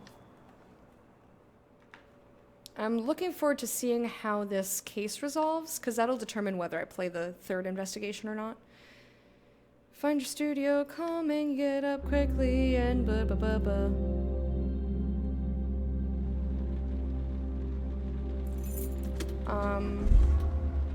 So it looks like we have about the same amount of time. Got side profile, we've got this lady, we've got an eyeball.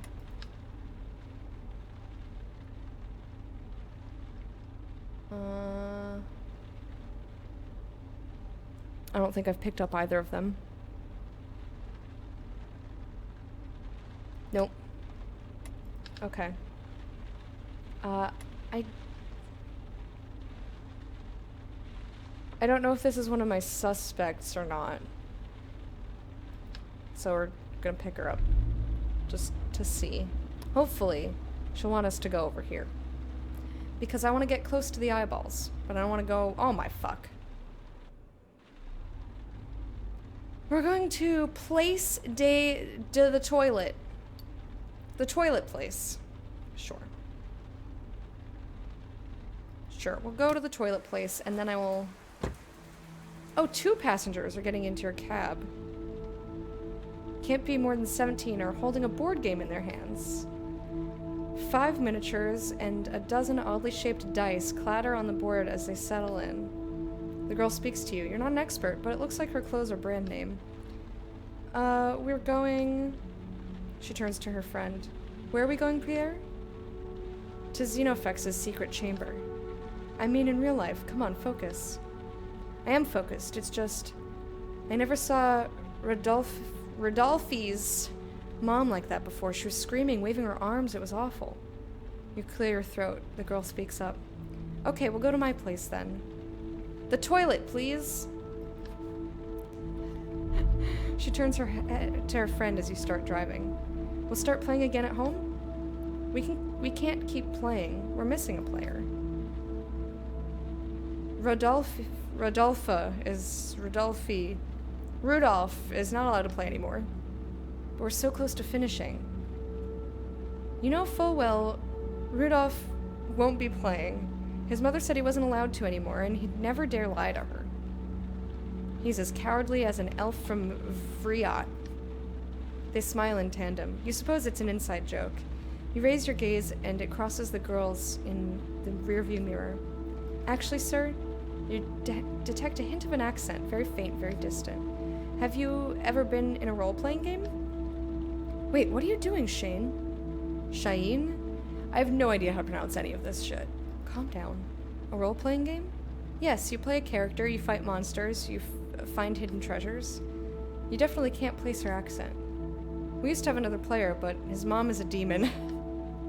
They smile at one another, another inside joke. It'd be really cool if you could play with us. All you have to do is take down the big bad guy in the story, Xenofex, and we'll be done. You watch them. Have no fear, I'm the game master and I'll explain everything. Yes, don't worry. Why not? Let's play! Yes, this is fucking sick! Their faces light up with joy. Really? Yes. But you'll have to explain the rules to me. Don't worry. You can play Rudolph's character. It'll go quicker that way. I'll tell you a story and you can choose what you want to do. Anything I want? No, not anything. It's roleplay. You have to play a role, be your character, respect his alignment. His alignment? She turns to her friend. You're making this more complicated than it needs to be, Pierre. She takes on a very serious tone, highlighting her accent ever so slightly. Listen, I'm going to walk you through this. If there's a problem, you roll this die. Thank you for calling it a die. I hate it when people call a single die a dice. Dice is plural. Die is singular. She points to a small 6-sided die. Whether or not you resolve your actions will depend on this die. You roll it each time I ask you to. I'm driving. I'll do all the rolls, don't worry. The important thing is to choose wisely, not to mention your life points. Since you're playing a thief, your character's pretty weak. They're called hit points? But yeah, I should probably say life points to somebody who doesn't know. If you take too many hits, you die. Other than that, I think it's best if you just go with the flow. You'll see, it's much easier than it seems.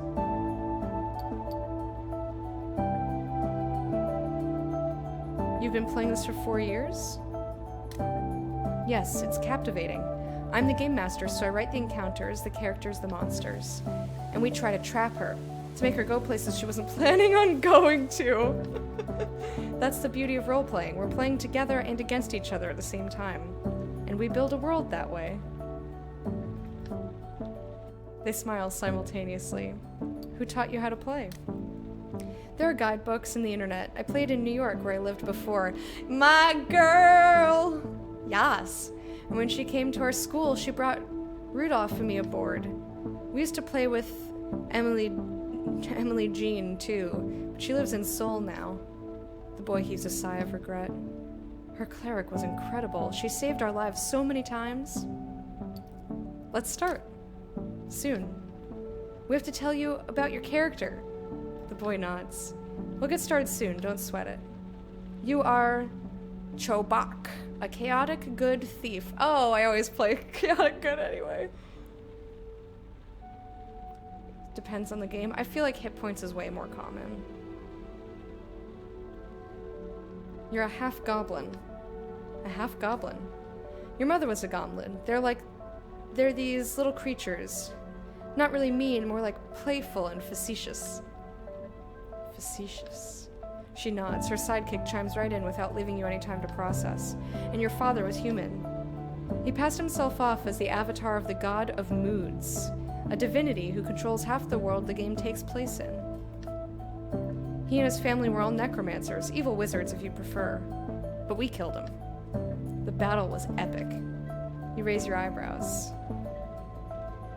I killed my own father? I know it sounds weird, but you actually freed an entire province from the tyranny of a bloodthirsty man. We became heroes because of it. Since you don't seem convinced, the boy brings new blood to the conversation. If it makes you feel any better, I killed my wife in a fit of rage brought on by an albino mummy's curse. The game master cuts him off. Let's talk about your abilities now. Your character's a thief. He knows how to be very discreet in order to make surprise attacks. You can also pick locks and mug people. Alright, let her keep talking. He wields a magical dagger named the Cobra's Tooth. It can poison anything and anyone. They glance at each other, probably remembering something. You have 29 life points left, which is not that much, and I think that'll do. Pierre, anything to add? Shakes his head with an amused look on his face. Tell him quickly who you're playing so we can start. Sangrenat, a human warrior. Picture Arnie. You nod. I'm just like that. Not much gray matter up top, too. I'm picturing Arnold Schwarzenegger, if anyone wants to know what I pictured. You're oddly not surprised when you see how puny the boy is. Aww. But don't worry. We've been friends for a long time. We've gone through so much together. Shuts his eyes slowly, like he was enchanted by the idea. The girl claps her hands together abruptly. Alright, let's go. Swell. Swell? Yes, I love it.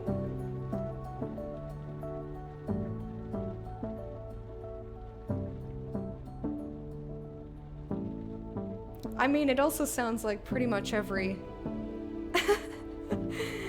role-playing extravaganza that people share stories of.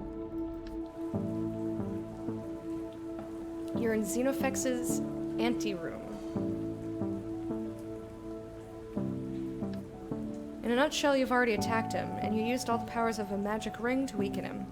But he escaped. He's hiding here in an old abandoned fortress. She stares at you with a look that says, "You on board?" You nod. You explore your surroundings, run your fingers over the heavy tapestries that cover the dark walls. But before you is Xenofex's gate, a venerable wall sculpted in the finest wood of Ner... You know you'll never be able to get through it. You'll have to find some other way. What do? Silence. Pierre holds out his hand. Your turn, Chobak. Very well, then. So, what do? Look behind the tapestries. So, like, take a look at the tapestries. Yes. They depict battle scenes. On the ground, among dead horses, are the heads of enemies impaled on spears. Xenofex is standing among the corpses. Behind him, an army of elves is poised to attack. You feel a chill run through your body. And something grabs your attention. One of the tapestries seems unusually clean. She watches you. I lift up the tapestry. It's too heavy for your tiny half-goblin arms. I respectfully push my thief friend aside, grab onto the tapestry, and rip it off the wall. Remind me how much strength you have again? 22? Should I roll? No, you're good. Sangrenat tears the tapestry in two with his burly arms. You know I like those beefy arms, Arnold! The cloth falls to the ground, unveiling a sort of medallion on the wall. Chobak, you immediately recognize it. It's an incredibly powerful magic lock, the kind used only by the most powerful sorcerers and liches. Okay. Chobak, this medallion is a magic lock. You know this, but you don't have the key. What are you going to do, Chobak? I can't wait for Xenofex the Terrible to come out and clear your throat. Play along! What's the point in playing if you're not going to play? You've never killed your fictional character in any role-playing session? Oh, fictional character's wife? I mean, I didn't mean specifically wife. Indeed, dear. Sangrenat. Indeed, dear Sangrenat. Perhaps I have something on me that will allow me to break or pick the lock. Game Master smiles coyly. You suddenly notice the dagger on your belt is glowing just a bit. Hey, Chobak, look! I take it out. I throw it on the floor. What do I do with it? Take it out. See if it starts glowing when you put it near the thing. You pull the dagger out with a yelp of surprise. It's burning hot. The higher you raise it, the closer it gets to the medallion, the hotter it gets. The princess was right. She told us the snake was an ally that would open doors for us. Well then, do you dare open the door? Hell yeah. I gather we don't have any choice. If we want to open it, I use the dagger as a key. There's no hole in the medallion, but as you bring the dagger closer to the wall, the stone appears to open, so very slightly. The blade slips between the bricks. You turn it slowly, and the gigantic door begins to shake. I pull out my axe. The door opens, but not as you imagined. Each piece of carved wood pulls off like it were coming to life. All of a sudden, the coast is clear, and Xenofex's chamber is before you. I go in. I stick to him like his own shadow, my weapon raised and ready to fight. You slowly enter Xenofex's chamber. One lone torch lights the room. The walls are bare. There's a desk covered with papers, a locked trunk, a straw mattress upon which your enemy appears to be sound asleep. Shank him. After searching for so many years, the monster who killed your parents and your friends is right there within arm's reach. Tension builds in the back of the cab. What do? I go in for a stealth attack. That's what she said, I'm a thief. You move over to the bed. You lift your dagger and plunge it into the sleeping figure.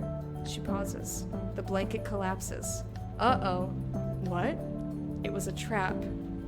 Excellent. The black shape slips between your legs and strikes you.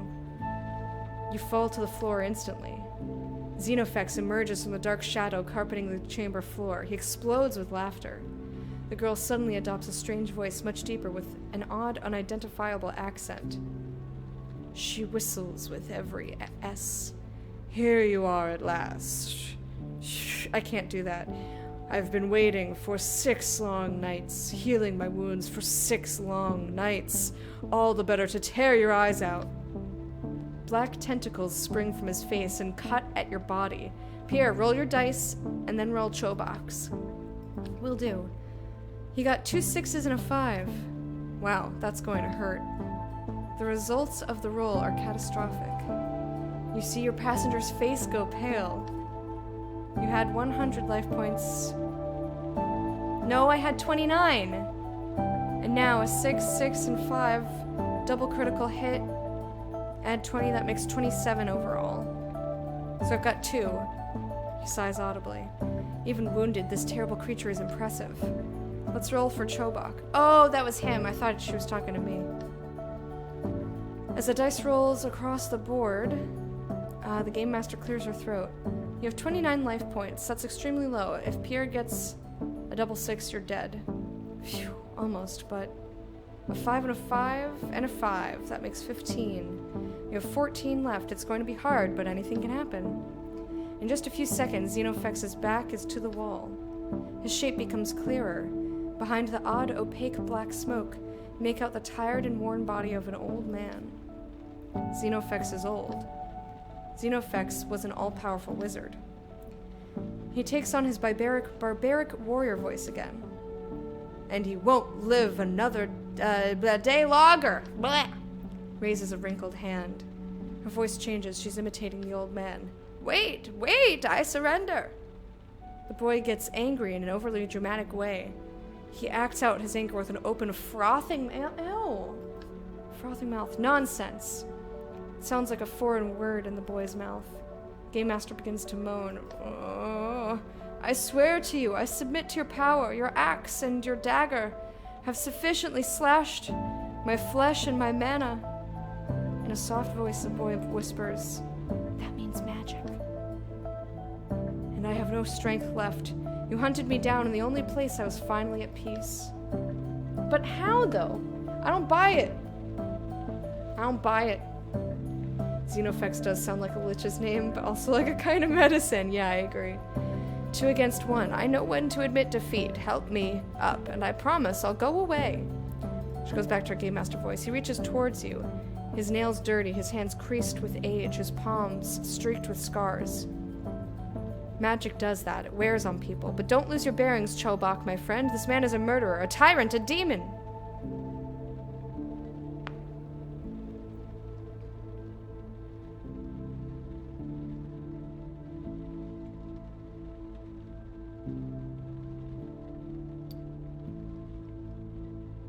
I mean, he has us at an advantage. I don't know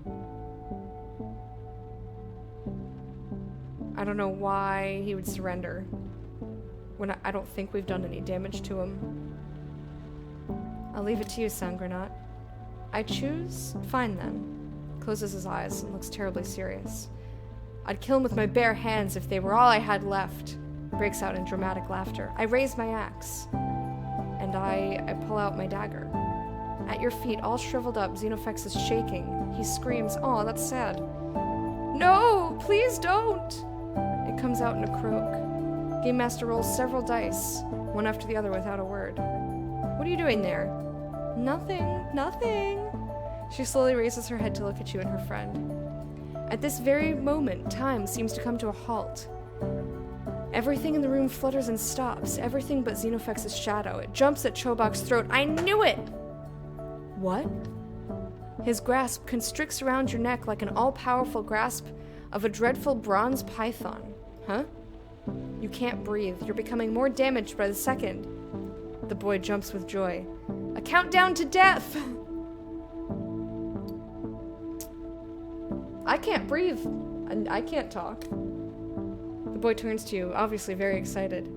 It's a new rule in this edition of the game. I've been dying to try it for months. Not literally, though. Ha! Turns to his friend. You're the best Game Master ever. Aw, the girl blushes a little. Cute. Why don't I explain it to our newcomer? In a countdown to death, we each get a turn and you can only choose one action. Each time you play, you get damaged, which means your time before death is limited. Speaking of which, she goes back to her Game Master voice. This is so long. His incisors are sinking into your neck. You feel your soul being sucked out of you.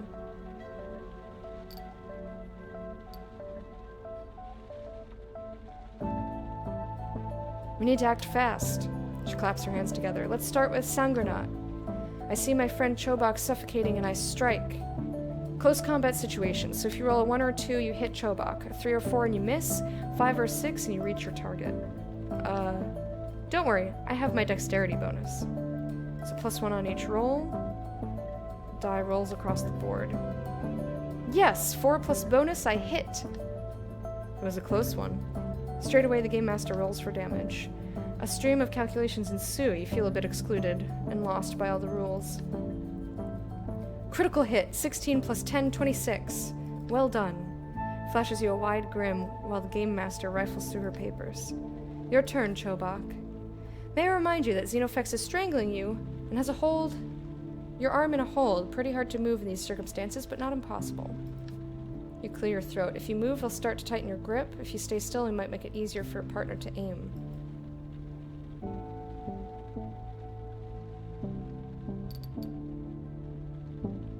I throw myself against the wall. Good idea.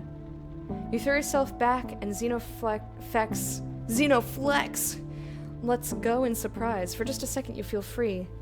The wound around your neck is painful, but you have a fleeting sensation you're regaining strength. Fleeting? Yes, fleeting, because Xenofex strikes back in turn and pins you down again. This time his tail wraps around to ensure your legs can't move anymore. He whispers. She starts talking in his voice again. You won't escape so easily, Chobak. His voice, so close to your ear, paralyzes you. It sounds almost familiar. The boy turns to her. No, you can't be serious. Girl waves her hand to silence him. Okay, second round of the countdown of death. Pierre, try not to kill our driver, please. He flashes you an embarrassed grin. I'm a warrior, so I strike. Pierre, it'd be a shame for your axe to end up decapitating our poor friend here. I'm role-playing, Shane. Sorry, that's just how it is. Their voices become more distant the longer their argument draws on. Apparently Pierre's the type that always likes to play the rough guy, and Shane wants her players to have some finesse. Her mind wanders for a bit. Odd pair. Where are they from? Hey, can you hear me? You're snapped out of your thoughts. Sorry? I said that Pierre missed Xenofex again. Uh-oh. Exactly. We might have one chance. The DEM ring. DM? Yes, it means... She looks embarrassed for a minute and spits it out. Deus Ex Machina. Most importantly, it's a treasure. An all-powerful ring you found on your father's body. It can spark an explosion of fire. But if you use it, well, you die. But Xenofex would die too. You don't quite get what the problem is. After all, it's just an imaginary character. So what do you do?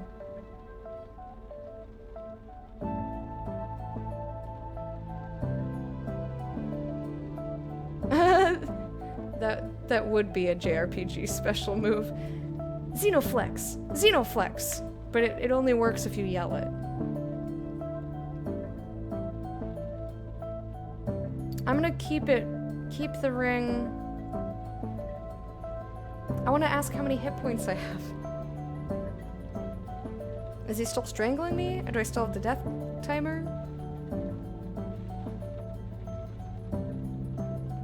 Keep fighting. Both passengers pout. Really? I mean, the battle's not looking very good. Alright, I'll make them happy. Let's use the ring. Yes, great, I've been dying to use it for weeks. An amused grin from the girl. Pierre even wrote several short stories about this ring. I'm a literary guy, Shane. I couldn't help myself. How exactly do I turn the ring on? To activate the ring, you just need to rotate it around your finger.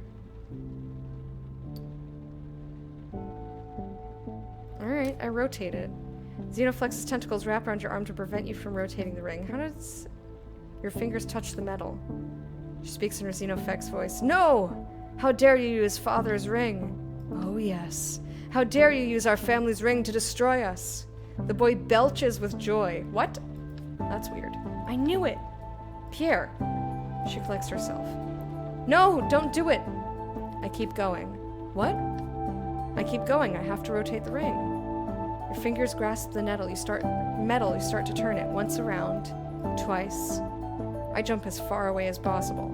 3 times. The ring begins to burn. Xenofex pulls away from you and tries to retreat. I stop him. The girl smiles. The ring explodes. Tongues of fire spill out all around you. The last thing you see is a sea of fire. Your brother, Xenofex, standing there, alone. He reaches out. I grab his hand. You come closer to him. He smiles at you. His skin starts to crumble like burning paper. He only has time to get one single word out. Mom. She pauses again. Xenofex disappears in a puff of smoke. Dead silence throughout the cab. Wow, that was insane! Shane, totally insane. I knew it was his brother, I knew it. Chobot came from a family of necromancers. We were lucky our friend did not choose the path of black magic. She stares at you with a funny smirk on her face. As the powerful flames generated by this ring are at last extinguished, silence reigns over Xenofex's fortress. The tyrant, the king of death, is no more.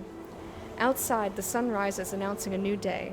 In the surrounding towns, bakers begin baking bread, farmers let the kralorks out of their pens. The boy leans over to you and whispers, "It's like a huge cow with a shell on its back." Although no one is aware of it, 2 brave adventurers saved their lives, their towns, their kingdom.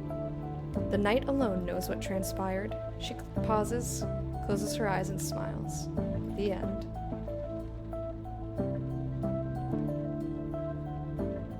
Sounds like something I would do. It's over? The girl nods. It is. So what happens now? Well, it's over. We had to finish this campaign. We have practice exams coming up, and then the bachelorette. We don't really have time to play anymore. You hear a tinge of sadness in her voice. But now, right now, it's time to go home. You head towards Toilet Place. In the backseat, your passengers speak softly. They're reminiscing about previous games. There's a terrible thought forming in your mind, trying to emerge, to break free, but you keep it locked inside. You're not allowed to think about your own brother. That's your rule. Don't think about him ever. A few minutes later, you arrive at the Toilet Place. It's right here. Points to one of the fanciest buildings in the neighborhood. You pull over as soon as you see a free spot. The girl pays the fare and her friend puts the game pieces and board away. Thank you for tonight. It was really kind of you. Especially since we managed to beat Xenofex. That nasty little necromancer. For what it's worth, if you enjoyed it, there are places in Paris where you can play, you know. His friend looks at him with amusement. Come on, Pierre. I wanted to thank you. It was really very nice of you to do this. Thanks for the game. The girl waves to you. With utmost delicacy, they exit the taxi, taking the game board with them. You watch them as they enter the building. You immediately notice the security cameras just above the door in the lobby, which is so well lit it can't be good for the environment. Turn the key in the ignition. Xenofex was... You shake your head, push the dark thoughts back into the deepest part of your mind. Strangle it. You close your eyes, clench your eyelids shut. You sit like this for a moment before taking a deep breath. Interesting. It is time to go for some eyeballs. It's also time for me to go on a break. It's gonna take me pretty much all night to get here. But I need more evidence. Because we've only got 2 more nights left. Hello? Oh, come on, don't tell me this happened again. Whatever. I don't know why it wouldn't let me take that one. I'll just do the other eyeball, it's fine. And while I'm driving there, I'm going to go on my break. I'll be gone about 2 minutes. I gotta pee and get water. When I return, we will continue the game and see... We'll see how much we can do. I don't know that I'm gonna go late today. Gotta, like, fast forward this shit.